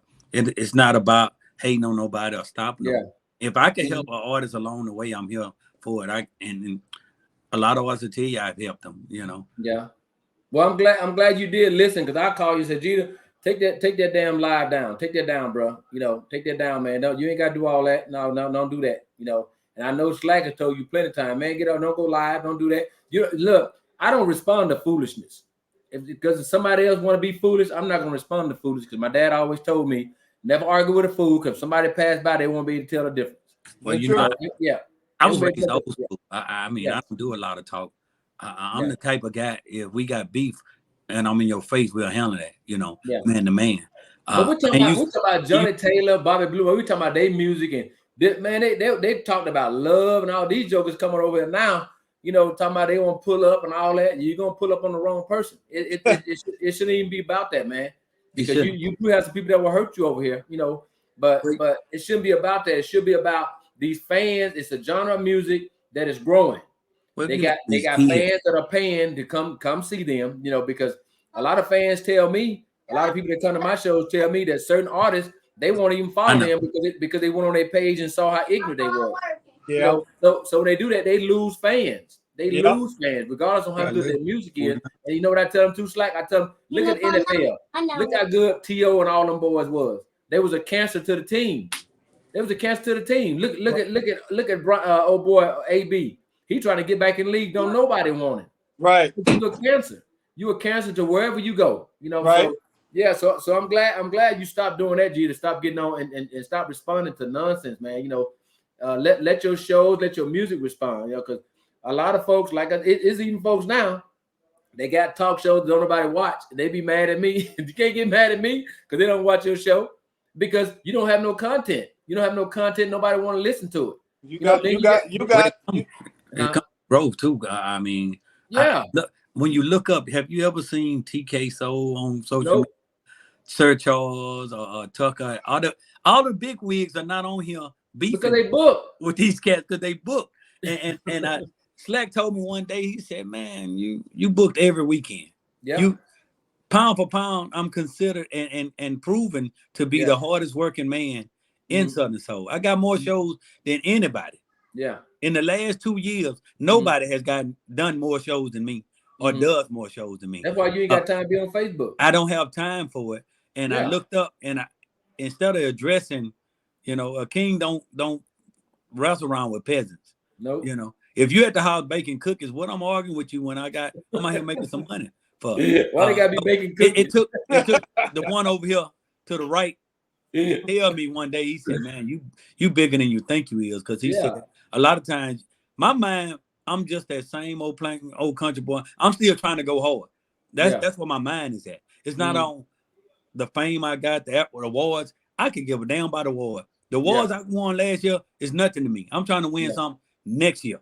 You know what I'm saying? So that's where my mind is at. So when you say something to me, I automatically, it was an instinct to say something back. If you say, "Oh, I don't like Gina," well, I don't like you neither. I don't like you. If you don't like me, that's just what's me. And I'll go right on social media and put it right back in your face. I heard what you said on live. Hey, 2 words for you. Yeah. So Gina, so look, so you a country boy for real, man. Do you really milk cows and all that stuff? I mean, I ain't milking no cow right now. You ride horses and stuff, right? I had chickens. Listen, man, at 5 a.m. as a kid, I had to get up and go feed chicken, cows, horses. I had to feed hogs, stuff like that. Come back in, take your shower, and then put your J's on and go to school. I mean, I was raised country, and I know I'm gonna be there forever. I mean, I own a horse. Yeah. She out there. I mean, they've seen it. If you ride a horse, you ride a horse like? Man, I ain't rode no horses. I was a Boy Scout. I don't look here, man. Yeah. Every summer I had to go to this city called Coachella. I had to pick peas. Yeah. I had to pick greens. I had to feed chickens and all that stuff. So when I got up this age, you said the hell with it, huh? I'm not, Yeah. I'm not a mechanic. Yeah. His wife got some chickens though. Yeah, she does. But I don't fool with them. Yeah. I am a musician that's been doing this for since I was 16. All I do is music, bro. So who killed the chickens when it's time to eat them? She ain't killing no chickens. She just getting the eggs right now. Oh, she's getting the eggs? Yeah. Good eggs. But you got to kill them after a while now. You got to kill them. That's her job, bro. I ain't cooking no chickens. Yeah. I ain't picking. She got sugar cane out there, strawberry, tomato. Yeah. I don't pick none of that crap, bro. Your wife don't look like she no country girl like that. She is though. Angie country as hell. Oh yeah, my wife country. She is though, bro. Her dad was a carpenter. She'll get in here and hell, if I got something wrong, hell, she in here with a nail and hammer. I don't even do that. Oh yeah, man. That's what she likes to do, Angie got a damn remote vacuum cleaner. She pushed the button, the vacuum cleaner clean the house. She got a refrigerator. Look, she got a refrigerator. If she go to the stove and she forget what she looking at the damn refrigerator from the phone, she don't do none of that country stuff no more. But unless when we go to the country, when we go out to the country, that's when I ask country out there. But here, bro, she a modern woman now. She full fledged country, bro. And then when I go do my sound jobs, she the one put up all the lights, set up the lights and roll up cables. She ain't just one of those type women that just don't do nothing, Yeah. Hey, if y'all got any questions, y'all gonna put your questions in. Y'all gonna take a couple questions. I can't see nothing. I ain't seen now comments. No, they making comments on here. I ain't seen I now. hope they good. Oh yeah, they are. Yeah, ain't no bad comments on here. They good comments. Yeah, but that's what we need, man. Positivity. Mm-hmm. Hey, Crystal Tucker says she needs some help. Y'all need to help her. Red Velvet. You ever heard of her? Is that the one that remade King George? Yeah, I heard about her. I heard she good. Yeah. She said she needs some help. Tell her, well, hit us up. Yeah, You know, man, look at him. This is a PSA. Slack don't mind helping nobody. I'm not that type of dude. I'm a humble dude. And if whatever I can do, if I can help you, call me, inbox me. I do everything in my power to help, man. I'm not one of those type of people, bro. I just want to see everybody do well and make it, man. Krista Thomas talking about she in here to run all that back. No, ain't nobody finished all over you, sister. That's not good. We love Krista, man. Yeah. Man, Krista let me tell you something, man. I had a record. Krista came in here and did that record, bro. And the program director from the radio station was in the car because we thought we was in trouble because the record was played on the radio. He called back. He said, "Who the hell is that?" We said, "That's Krista Thomas." He told Jabba Jobs, he said, "Put that in rotation. Start tonight." You know, she just talented, man. She's super talented. I love her, man. Yeah, she can sing, man. She said that's exactly what the people need to see, though. It can't be negative because I don't engage in foolishness. That's right. Yeah. Because see, one thing about when you have an open and honest discussion and it's truthful, then it's just truthful. You don't have to cover it up with something else. You know, you don't have to do that. And I tell them all the time, Slack, I say, if you do something that's public record and I say you come on the show, I'm gonna ask you about it. It's up to you whether or not you want to answer. You can say no comment, right? Yeah, just say no comment and don't do it. You know, but that's just part of your history. That's part of your history. It's not nothing matters. It's a talk show. It's called Off the Record. You know, that's what I tell them. Who is this? I had Maddish on Facebook and had been well. Okay, y'all got any questions? Everybody, G, you got a lot of fans on here. You got a lot of fans. Somebody said, "What his fan? Do me that." Hey, Karen, huh? One of his fans when he posted it, she put on there to my Slack is whack. Who said that? Who said that? One of his fans, she started lighting me up, man. I'm like, sweetheart, do your research. I ain't trying to go against you, man. You know what I'm saying? Hey, Krista Thomas said she got a whole foundation and we grow all that. When y'all gonna donate? She talking to y'all. Tell her she know my address. She know where I'm at. I got money. Cause I ain't seen her. Tell her come by here. I donate. Somebody said, is Jeter scared to perform at the horse show since all the shootings at the horse ride? I guess they say you scared to perform at trail rides with all the shootings. Well, the thing about it in my contract is a clause for so many sheriffs and so much security.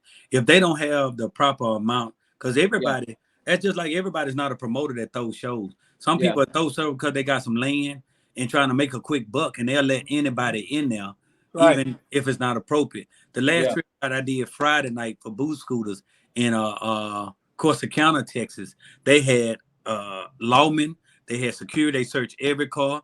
They even got me out and patted me down. And cats like, oh no, that's you. I said, no, let them do their job. This I respect that because Chris Adorn got shot in the back. I saw that. You know what I'm saying? Stuff ain't had nothing to do with him, but he got shot. I got to look out for my safety because I got to come home for these grandkids. The thing about it is, I'm not scared to do nothing, but I'm not no fool. I pay my dues to get where I'm at. I'm not going to get shot up because it's you letting anybody in because you want every $10 you could get. Yeah, no, exactly. It's protocols to this, and we trying to take our trail rides back. We trying to get back to protocols. We trying to get back to. I mean, it's got out of control. Yeah, and I hate to say about my people, but it's my people. It's young people not fighting. I mean, we will fight. I had about 2 or 3 fights in 1 week, man. And we still alive. But now these kids are killing each other, man. And and when somebody say you died at a trail ride as the king of trail riding blues, I take offense to that. So we have to put in preventive measures. If they don't got a measure in for these people's safety, theirs and mine, I'm not gonna be there. Hey, somebody said, how do they get in contact with y'all? I'm easy to find. You just hit my social media page. Yeah, my Facebook name. My Facebook name is right there under the screen. And all my other social media sites are Slack tracks. So it's easy, you know. Or go to my website, the kingoftrailridingblues.com. Just dial it number. We'll put up a booking flyer. But I'm booked up for the rest of the year. Shout out to my boy out there, Young too, man. Got food partners. I love that dude. Because I want to say this right here, man. Yeah. I've been in this business in Southern Soul for 4 years, and I've done a lot of work with a lot of artists, man. And Arthur Young has been the only artist that posted, "Thank you, I love you, brother." You know what I'm saying? And it made me feel some kind of way because people that's been over here that's gone now, or people that's still here, you know, it's like I put my work in vain. You know what I'm Mm-hmm. saying? You out there eating right now. You got Yeah. a hit record. You eating. You know something. A little appreciation don't hurt. You know sometimes. You know I tell you a lot of times, man, I appreciate you, bro. I tell P2K a lot of times, man, I appreciate you, bro. You know I tell Mm-hmm. Magic One, man, I appreciate you because those three guys right there put me in Southern Soul music. You know what I'm saying? Mm-hmm. So I'm not gonna get on no platform and shout out somebody that has been that shows gratitude to me. You know, Yeah. just like you like me and you agree to disagree, but you have always said, man, Slack is one of the best producers in Southern Soul. And I Yeah. appreciate you for that, man. Yeah. Oh I yeah. appreciate that. You know Mm-hmm. what I'm saying? And I tell people all the time, man. I said if I want to know something here from a producer, I call Slack because I know Slack gonna be honest. He the Charleston White. Hey, See, I this like dude that. gonna send me something talking about, man, you sound like Charleston Man, White. hey, I'm like, Diddy, hey you know man, who I Charleston like White is? Charleston White, man. Diddy, you know who Charleston White is? Man, him and Slack voice sound just alike, man. They sound just alike. I mean, they sound just alike. But I like him though. Yeah, But I like him too. yeah, but I respect your honesty, man. I respect your experience. You have a lot of experience in this business, and that's what it's all about. Instead of people want to team up with certain people or formulate an opinion about somebody without really getting to know them, man. Those to me, they're not men and women. You know, those are boys and girls because I'm gonna get to know a person for myself. I'm 52 years old, man. I'm world travel. I've been around the world, so ain't nobody gonna tell me who to talk to. Ain't nobody gonna tell me who to befriend. They're not gonna tell me that, you know. Not so. If we have an agreement or disagreement, we can agree to disagree, and we can just move on to the next Move thing. on. You Yeah, know what I'm that's saying? correct. Yeah. So Jeter, what you got to say to your fans, man, before you go? Y'all been on here 2 hours. Huh? Twinkle, twinkle. What you got coming star. up? You got something coming up in the near future? What they know we're gonna be at? A new album is out now. The Legend of Sweet Jeter Jones. Go check that out on Spotify, YouTube, or whatsoever. A new video about to drop. Come to the Trailride, and my compilation Volume 1, Sugar Hill, about to drop too. So let's get ready, man. Who all on your compilation? A lot of artists. A lot. Well, too many. You don't want to name all of them. Probably too many of them. Right now, it's mostly me. Okay. I just been doing songs for it. So yeah. I mean, on my new album, I got a lot of great compilation. Voton, R&B Pooh, Busy Bone, Boosie, Papa Hussein, really? Cupid. When's Slack gonna be on there? Slack on there. Slack be singing songs with me. Yeah. That's a lot of the okay. I ain't worthy, man. I ain't worthy, bro. Yeah, when Slack, I heard Slack singing on the cookie show. Oh, Slack can sing. He can. I can sing. I feel like I sing better than the majority of them that's in there. I'm just playing, man. I'm just making y'all laugh, man. I thought I was gonna be the comedian. Hey, man. What if I clouded, man? Hey. I'm just clouded, bro. But Slack sings a lot of the harmonies on a lot of the songs, man. I mean, on all my albums, you know, and he vocal coaches as well. You know, that's a lot of the advantages we got. Him, Voton, myself, we all can vocal coach people. So I mean, we just got a good nucleus over here, man. And we're making. I thank God for our run since 2018. We've been doing good at putting out hits and being consistent.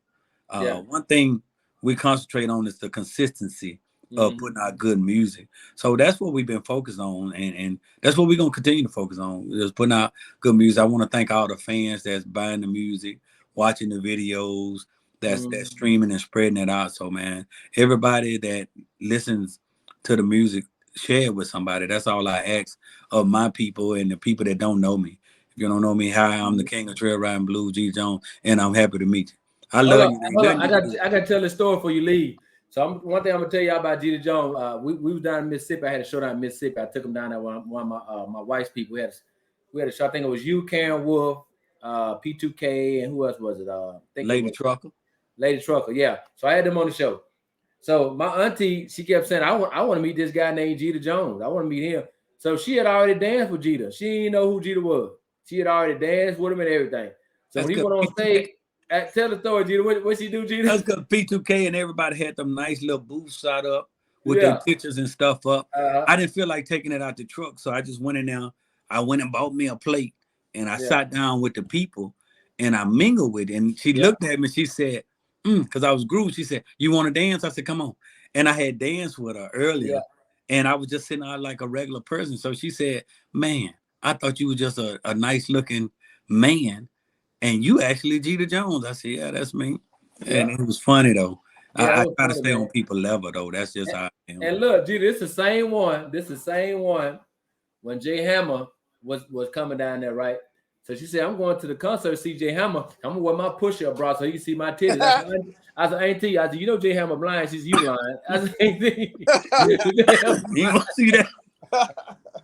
Don't be in that party mood though. Yeah, man. She said, "Oh Lord," she said, "I ain't know the man was blind." That was so funny, man. Me and Angie laughed so hard, but she gonna wear her little push-up bra. She gonna wear her push-up bra so you can see her titties. But that was so funny right there, man. But look, man, I ain't gonna hold y'all, man. Some good-looking women too.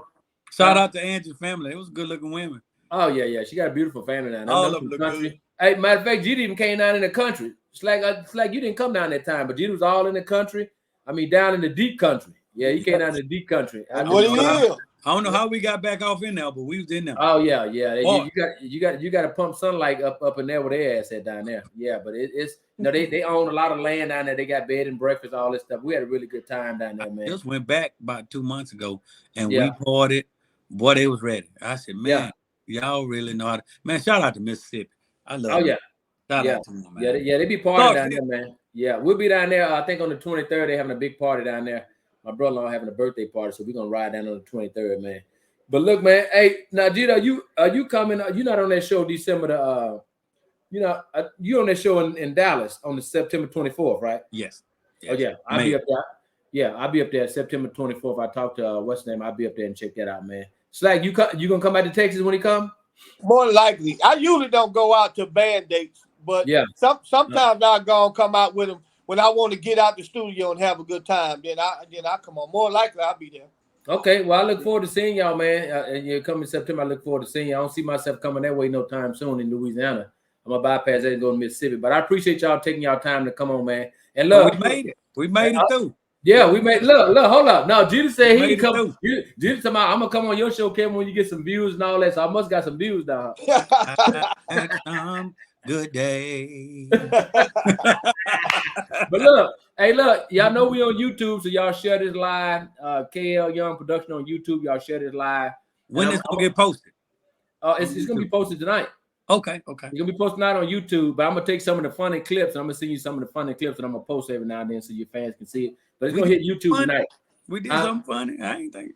It's some funny stuff that was said on here. I gotta go back and look at it. Slack did it. Yeah. I'm gonna take some funny clips off here and I'm gonna post them on the Facebook page, and that way they can go to YouTube page and watch the full clip. You know, because I'm gonna take them off my page. They got to go to YouTube. Man, I appreciate y'all coming on, man. But look, Jeter know what this mean, right? What's like you two? You born 1970.